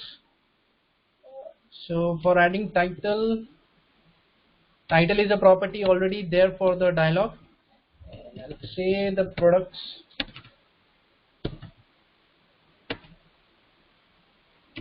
product detail. Okay. So what I will do, okay, when I click on this, first I'll get the context of the clicked line item, and I'll pass that context to this dialog box, so that what will happen, so whichever the line item is clicked, so this dialog box will, from that content, it will get all the details, and that details can be displayed inside the dialog box. Okay, So I'll load. So let's add some debugger points here. Okay, so before that we'll load some context. I'll open the debugger tools. So which function will trigger now? On click of this line item, I'll open the main page controller. So this is the function, right? Handle selection we have written. So on line number 12, I'll add the debugger point and I'll make sure that debugger is activated. Okay, so I'll click on it. Okay, so now when I click on it, so I have to get the context, right? So because that context, I'll pass it to the dialog box. So for getting the context, I'll go back to the console, I'll clear, I'll just paste O event. So now when I expand this O event, I can see all the details, okay, related to that clicked line item. Okay, so first line item was clicked, so I can see the SID as item list 0. Item 0. Item 0 means this ID is by default, these IDs are created on the runtime by the UI5. You haven't defined anything, okay? So in aggregation, automatically this 0 means it is the first record, okay? 1 means it is the second record, likewise. So what I have to do, I have to access this object, the clicked object. So for that, I'll write the syntax oEvent.getSource. After that, I'll expand this. Now I need a context, okay? If I want to get the context, so I'll search for the context. I can see O binding context, okay? So this is the context I am having. So inside the context, I have the path, okay? So this is the clicked path. So where I have clicked, it is inside the product collection and 0. So 0 means this is the first record in the array, okay? So if I want to get this context, and based on that, based on this path, I should also get the data, right? So I'll add the function getSource dot binding context. Okay, so get binding context. When I hit enter, so automatically I can get all the details with respect to this clicked line item. Okay, so it will return all the context with the help of this method get binding context, and this get binding context can be called only on oEvent.getSource. You cannot call oEvent.getBinding context. You have to write oEvent.getSource.getBinding context. Okay, and after that I need to access the object, the clicked object. Okay, so for that there is a method get object. Okay, so I'll directly hit enter. So I can see with the help of this syntax I am able to access the clicked line item. Okay, so this is only the line item I clicked, right? The notebook basic 15. So I am getting all the details of that particular product, the clicked product. So this details I have to pass to the dialog box. So if I want to pass this detail to the dialog box, so what I have to do? So first I'll copy this.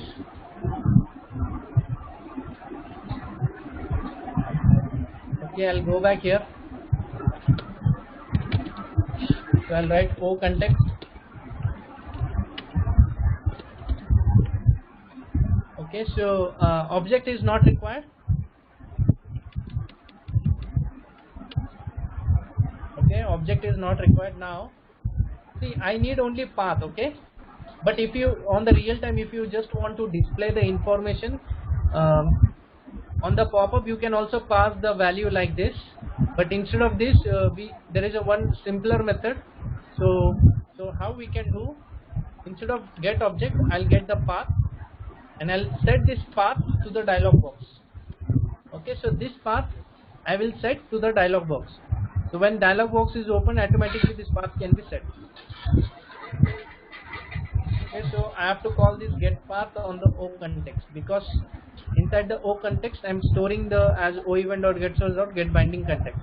So with the help of this variable, I can directly call get path.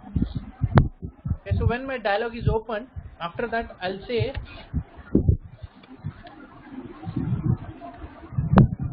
dialog dot bind element. Okay, so we generally use bind element if you want to if you want to pass the context, okay, if you want to pass the context to the dialog box, so the bind element, it is a method, so it generally takes the two parameters.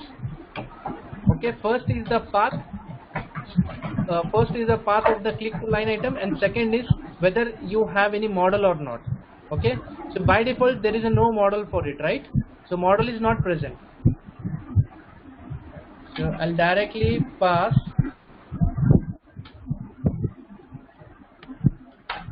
write path colon, and inside that I'll write o context dot get path. Okay, so I'll pass the path and I'll give the semicolon. Okay, so now this is done. So now what I have to do once, so we'll follow the same syntax what we have already done in the view.xml file. If we are setting the context first for the items, we don't have to specify any model name, right? We can directly use these properties as it is, as a relative binding. Okay, generally we follow the relative binding in case of context binding. Okay, so this is the relative binding. So I'll copy this product ID, I'll go back to the product info, and inside that in double quotes I'll pass product ID, and same for the product name. So name is the property, right? And for the category, what is the property for the category? This one. Okay, sorry, category. And for description, this is the property.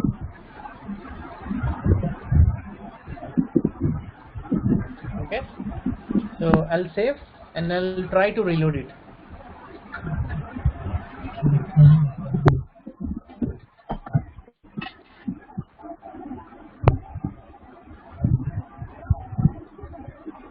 Okay, so now when I click on this, my debugger point is already there, right? In the O context, what I'm getting the context.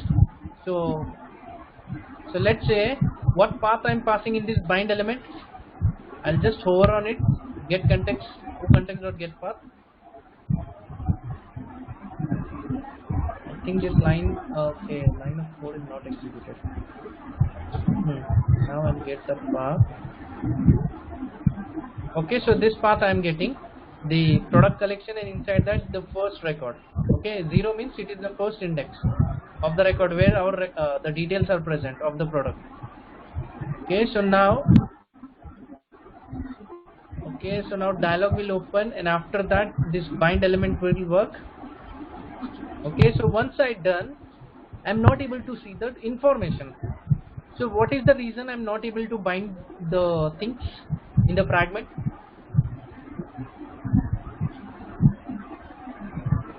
What we have missed in this code? You have not passed to the fragment. Sorry, what? You have not passed that values to the fragment. Values means the content, right? Yes, sir. No, what I have to do, so make sure that whenever you will use any fragment concept, okay, a fragment or a dialog box, okay, so in fragment or in the dialog, if you want the data binding to work properly, a data binding, so for that we need to use one more method, that is add dependent. With the help of add dependent method, what will happen? So this fragment will support the data binding. Okay, if you are not doing the add dependent kind of method on this fragment, so this fragment will not support the data binding. Okay, you cannot bind the data to this fragment. So if you want to do the add dependent, I'll go back to the main page.controller. Once my fragment is loaded, so it is like a same. Once you have added this fragment as an add dependent, so you don't have to make it again and again. You don't have to make that fragment as a dependent again and again on the view. Okay, so I have to make sure that if I want that fragment to support the data binding, so I have to add this dependency of this fragment on the view file. Okay, so I'll write this dot get view. So this is our get view dot add dependent and inside the dependent, what I have to make? I have to make this dialog as a dependent on the view. Okay. So once I done this, now go back to this code.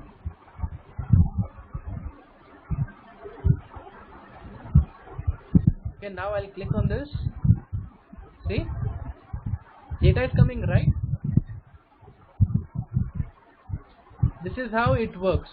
If you are not using the add dependent method in case of fragments or dialogues, so your code will not work, definitely. Okay, so in order to data binding to work in the dialog or the fragment, make sure that you add this line of code, this .getView dot add dependent, and inside that pass the dialog as a reference. Okay, so it will make sure that this dialog or the fragment will support the data binding. And the meanwhile, what is the main purpose of add dependent? So it adds the two features to the fragment. First thing is that the data binding will be supported, and second thing, when your view will be destroyed, suppose you are closing this application, so what will happen? This view will also get destroyed, right? The background view. So in the meanwhile, so whatever the dialog will also get destroyed.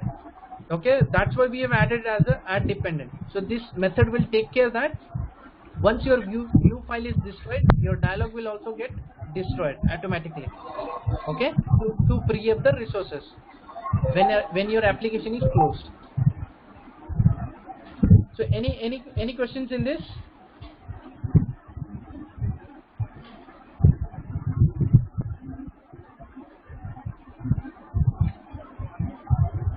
Anyone has any questions?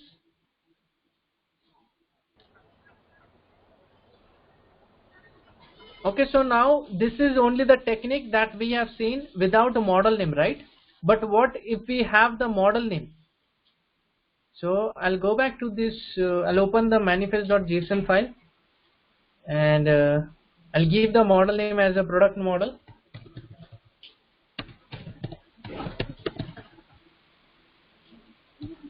Okay, I'll copy the product model.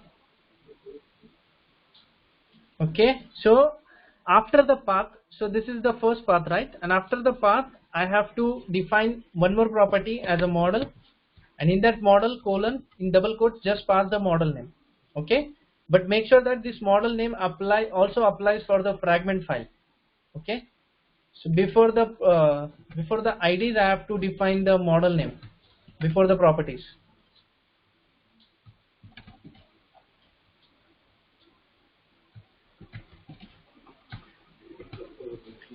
Okay, I'll save the code. Now I'll reload.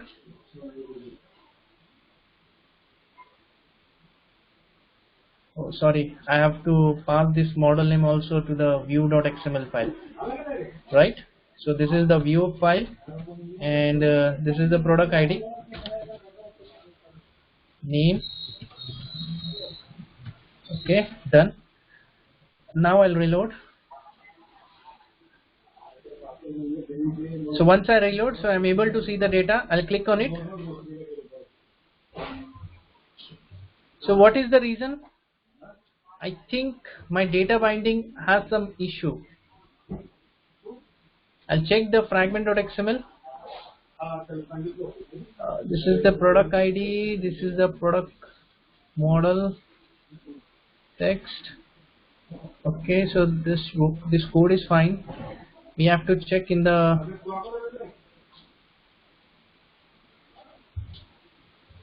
okay. So what is the issue in this? Can anyone tell what we have missed here?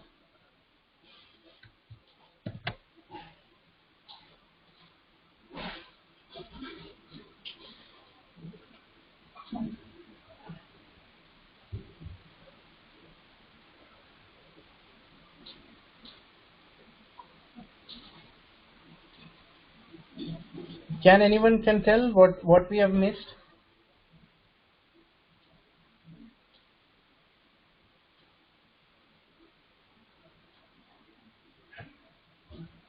Nobody? But at least before adding this model name, so are you guys able to understand what we have seen?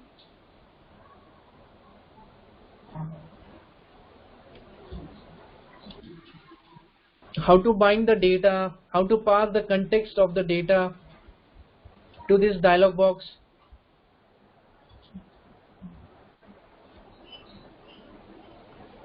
Yeah.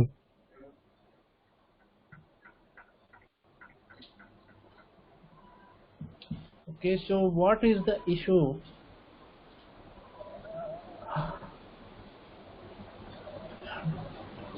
Because the code is fine, model, we have passed the model and it's also available in the manifest. In the main page dot controller, the O dialog is done. After that, bind element, path, get path. This is the model and the product model.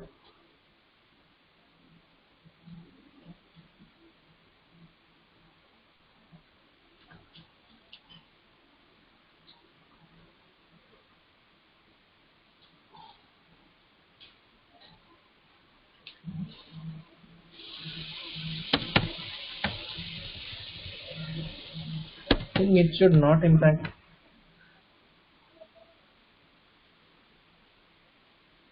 Model, save.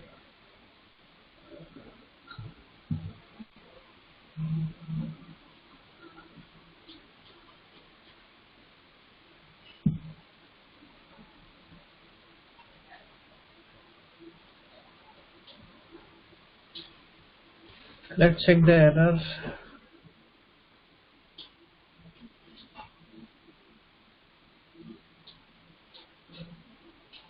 Okay, cannot read property get path of undefined. Okay. We have issue on this line number. Okay, O context. Okay, so let's add some debugger points here. I'll close. I'll click.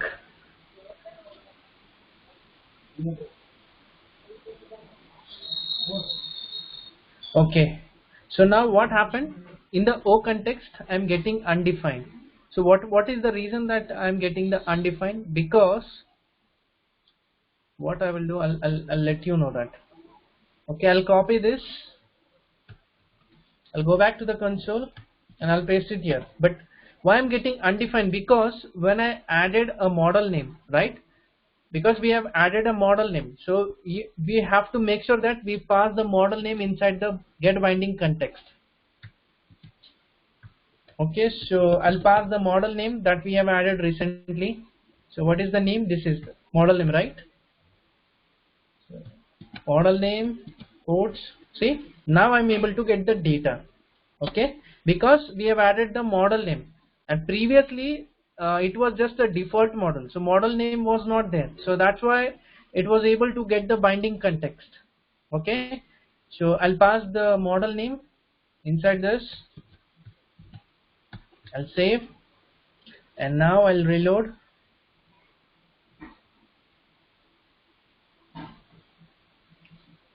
Okay, see, now I'm able to get the data. So are you guys understanding it? Did you guys able to understand what I've explained till now? For the for the context binding and the element binding. Yeah. So we generally use the bind element. Okay, so this is the method we used, and inside that, in the curly braces, in the object format, we generally pass the two properties. One is the path. The path we generally get from the context. So O context dot get path, and then we have the model. So model is nothing but it is just a model name. If you are defined, this is an optional parameter. Means it will apply if you are giving the model name. If the model is not present, then this is optional. You don't have to specify this content. Okay. Okay. So that is fine, right? So bind element, and make sure that when your dialog is open, then only you add this method. Okay. So what I will do now? So let's see. I'll close this and I'll try to click any other options. Okay. Still I'm able to get the data, right? So automatically whichever line item I'm clicking, so that data reference I'm getting as a context in the dialog box. Okay, so whichever I'm clicking, so for example if I'm clicking on this, So I'm able to get the content with related to that clicked line item.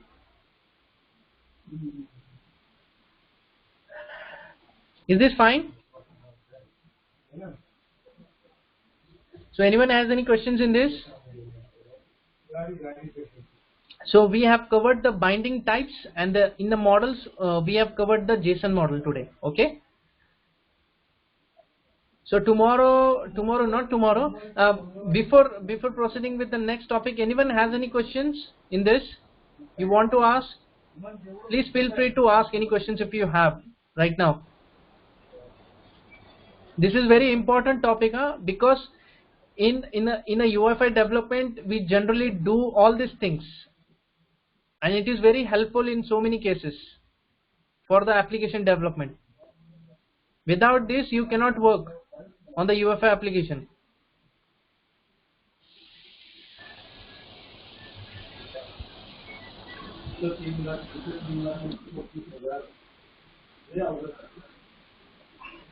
Nobody has any questions?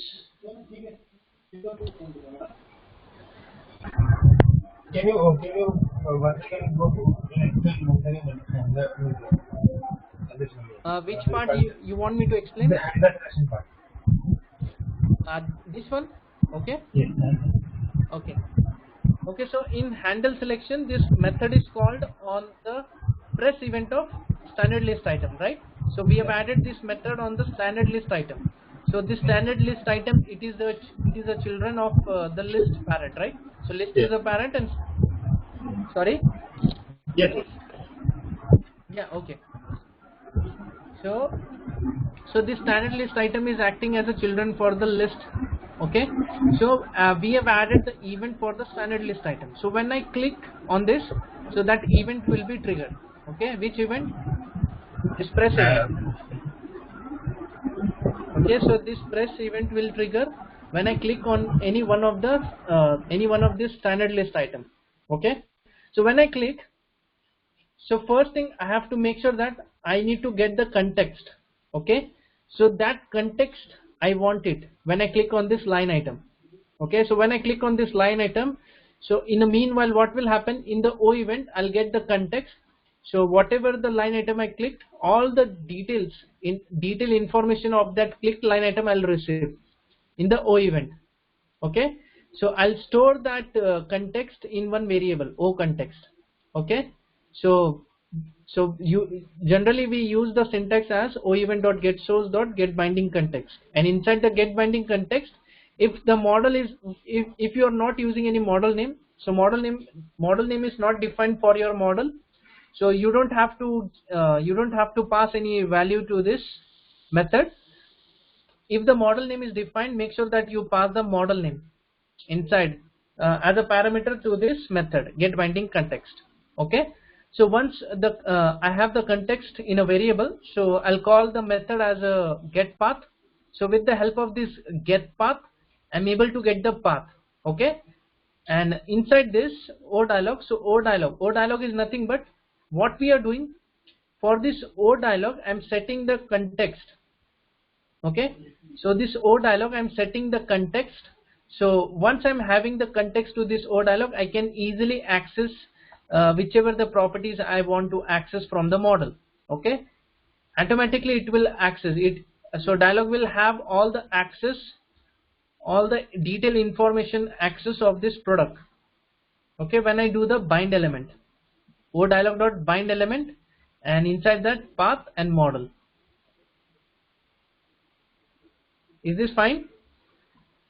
So this is also one kind of a optional property. If model is defined, then only use this model property, otherwise not required. Yeah, thank you. Okay. But make sure that whenever you will use any fragments, you add this line of code. Okay. This dot getView dot add dependent O dialog. Okay. If this line of code is not present, then your data binding will not work. Okay. You would not see any data inside this product details. Okay. So make sure that you add this line of code before opening the dialog box.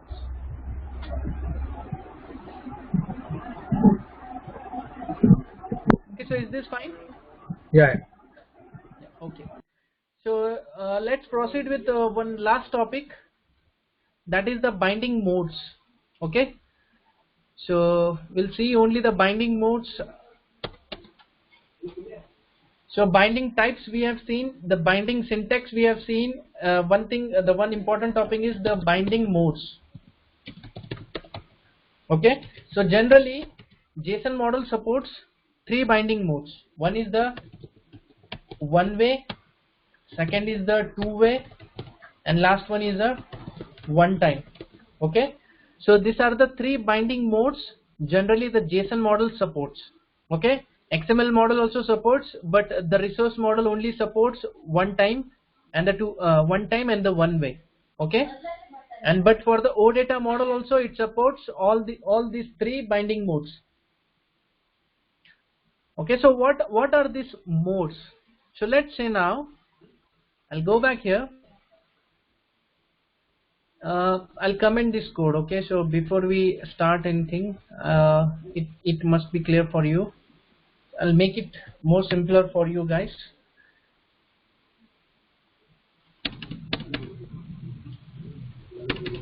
Okay, so now by default for the JSON model, by default for the JSON model, it's the two-way binding is done. Okay, so the two-way binding mode is supported by default. Means it is a default way that already been set to the JSON model. So now what is the mean? What is mean by this two-way?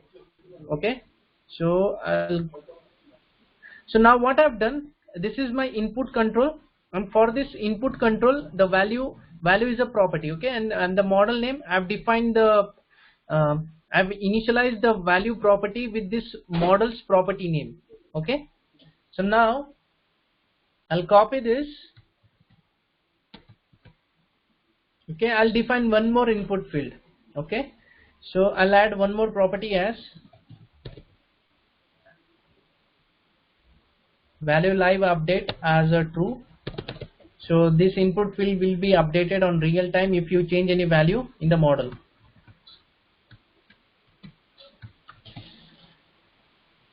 Okay, so now I've defined the 2 input fields, but both of these input field controls are initialized with the same model's property name, right? So same property value name. So I'll reload this application. Okay, so now I'm able to see the content, right? The first input field and the second input field. But so by default the two-way binding is supported for the JSON model, because we have done the binding with the help of JSON model now, and by default the two-way binding is supported. So if I try to remove the 15, automatically you can see the 15 is removed from the next input field also. Why? Because when you do any edit in this input field, automatically the value is getting updated in the model. Okay, and that model's value is also getting updated on the view. So that is how the two-way binding works. Okay, in case of two-way binding, if you do any changes in the on the view file, automatically the model will get updated, and if you change anything in the model, so that will also get updated in the view. Okay, so this is how the two-way binding works. You don't have to write any extra code if you want to display the same data what's having in the second input field. So with the help of this two-way binding concept, so if you change anything here in the first input field, that will also reflect in the second input field.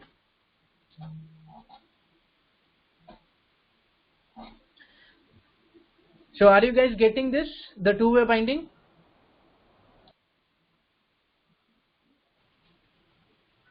Any questions in this two-way binding?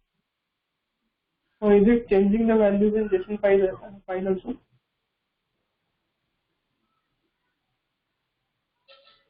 Sorry, what? Hello. Is it changing the values in JSON file? Yes, it's changing. It's also updating the not JSON file, not this JSON file. Okay, this is just a local file, but we have loaded this data inside the model, right? In the model we have stored the data. It will not change your actual product.json file. It will only change the model's content, because in model also we because that model is already holding this data. product.json. Okay, are you getting the difference? Okay. Yeah, Why we have used the JSON model? Because in JSON generally we use the model to load the data, to store the data inside the model. That file is separate, that file is already independent of model, but with the help of this file, whatever the data this file is holding, we have just stored this data inside the model. So now whatever the operation we are doing, that is being done on the model, not on this product.json. Okay, because this data is already available inside the model file, inside the model. Okay. Okay. So now with the help of two-way binding, so if I'm doing any change or if I'm doing any update or editing, so that will also reflect in the second input field. Okay, so let's say now so there is also the binding mode we can apply. Okay, I'll add one more property. So now as of now this input field supports, or this value supports the two-way binding mode. Okay, so if I want to explicitly assign the binding mode, if I want to set this input field as a one-way binding, I don't want that, because in some cases, in some scenarios, I don't want that value to get updated in the second input field. I just want to restrict him. Okay, so for that I'll add path colon. Okay, so this whatever the binding we have done, it should be added under the path property colon in single quotes, not in the double quotes. Okay, make sure that you use the single quotes. If you use the double quotes, this is not a proper syntax. Okay, because this concept we have already seen inside the JavaScript in the string. It will create a conflict and it will not work properly. So make sure that if in the out, if you are using the double quotes, make sure inside you use the single quotes. Have we can't we use concept of ID in this case? No. We will be having unique IDs, no? Don't use the unique IDs. First thing, make sure that you avoid the IDs, okay, as much as possible, and try to make sure that everything works with the model. That will help you, right? Because this will also avoid some number of lines of code in the controller, right?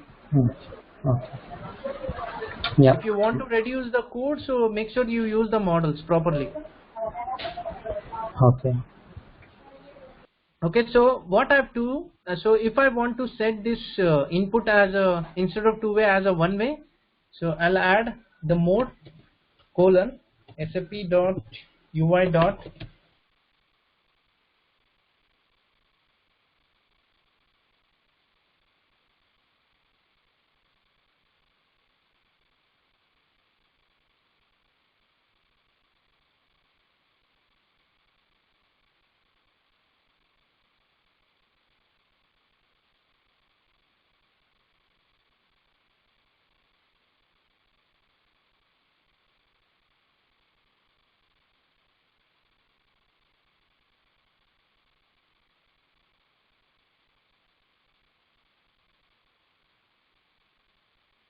model. Okay. So I'll save, and if I'll reload this app.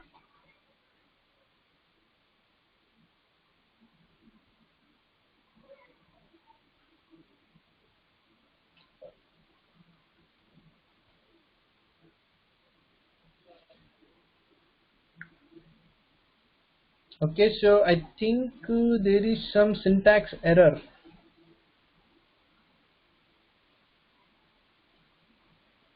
Okay, so there is some issue with this line item. Okay, I'll go back. Okay, I have to define it in single quotes. I missed the single quotes for the mode, and now I'll reload.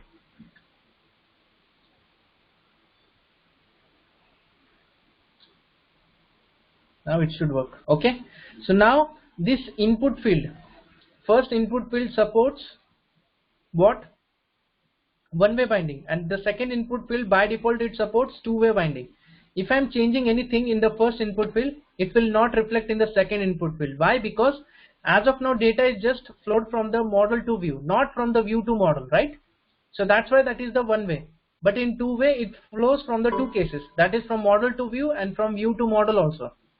If I'm any changing, if this input field, because we have assigned this input field as a one way, so this input field supports only one way, means the data flows from model to view, not from view to model. Okay, so if I'm changing anything in the view, so this will not update the model's content. Okay, so data will not get updated in the model. So but second input field, let's say now this is the second input field. So now if I'm changing anything, because this is the two-way binding, right? The second input field by default supports the two-way because we have used the JSON model. If I'm changing anything, automatically you can see the above one is getting reflected, because for the one way generally the data is getting flowed from the model to view, not from view to model. Are you getting this point? Is this clear?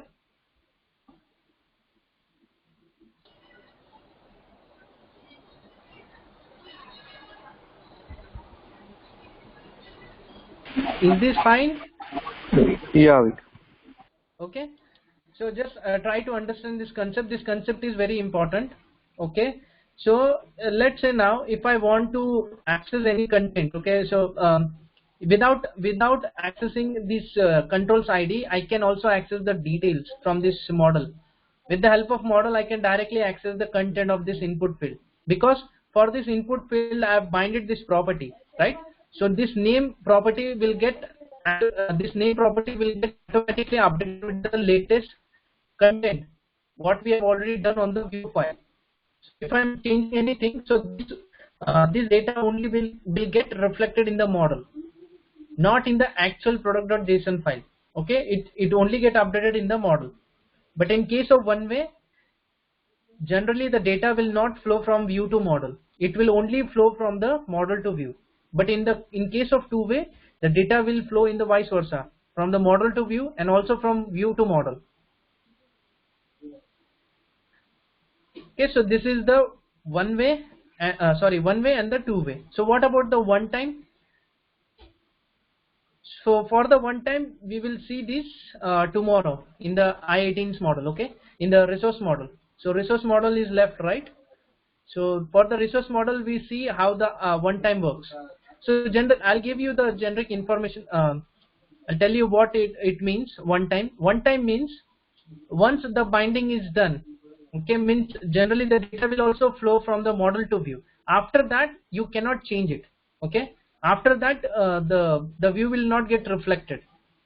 It is only one time process. Once the data is binded to the controls, then after that you cannot change the content, the content of the control. Okay, so that is nothing but it is just a one-time binding. We'll see this one-time binding in brief in tomorrow's session for the resource model. Okay, so anyone has any questions for today, whatever the topics we have covered till now?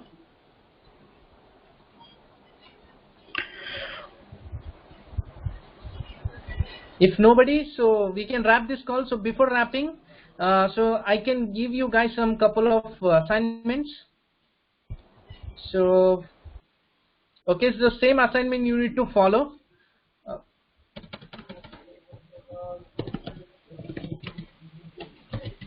Okay, same, use the list control and do the aggregation binding. Okay, so same list, a table is also there, table and list. So on these two controls you need to follow, you need to do the aggregation binding. This is your first assignment. And second assignment is, so we have passed the context of the list item to the dialog, right? But in this case you will try with the table. Okay, create one table control, and once you click on the tables row, So that details it must display inside the fragment file. Okay. So this is your second assignment. Use table control.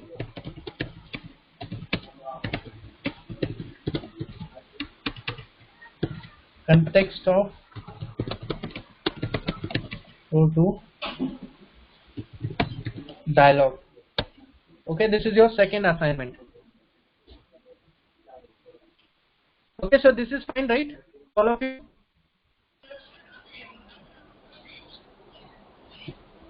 Yeah, Vic. Yeah, Vic. Okay. So in the list, I want that try to use the icons also.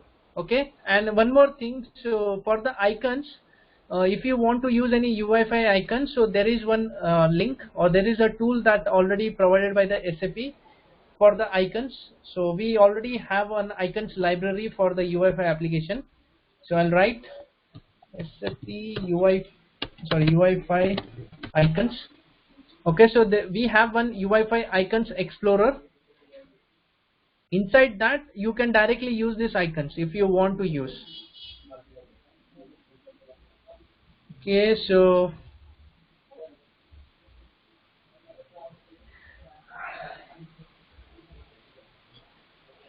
this is your icon explorer. If you want to use the icons for your SAP controls, so access the first option.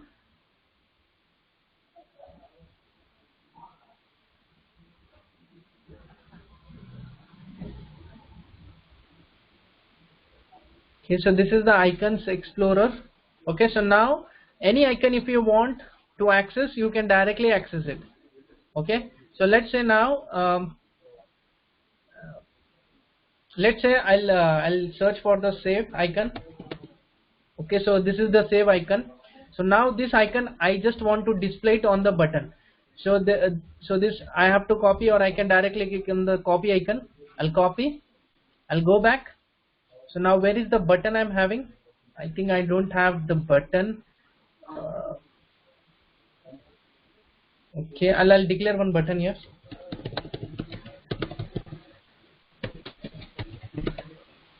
Okay, so icon equal to inside the string just pass this icon name, save, and reload it. You will get a button with the icon. Okay, so this is how it is easy, right? See, you're able to see the icon. Okay, so these icons are only supported for the UI5 controls. It will not work outside your application. It will only work for your UI5 controls.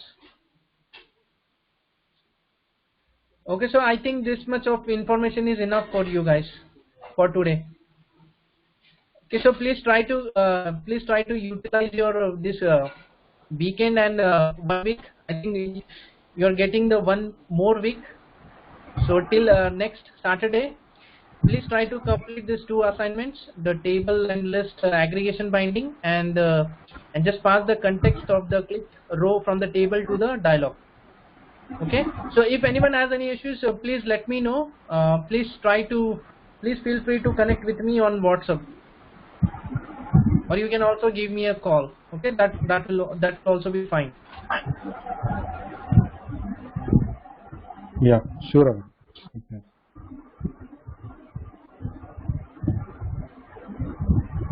Okay, so we'll wrap this call for today then. Yeah, can you help me on that? Because if that is not right, I cannot be able to practice actually.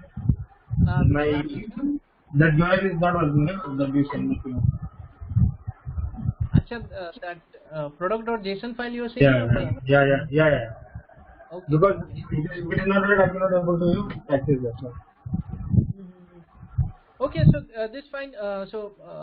Mahesh, right? So Mahesh will connect on the Google Meet. Okay, so we'll close this call so that others can be free. Yeah. Avik, I have some queries. Sorry? So Pawan Kumar here. Pawan, yeah. Right? So Pawan and Mahesh will both connect on Google Meet. Okay. Okay, we'll close this call. So others, happy weekend and enjoy your day. Okay. So bye. Thank you.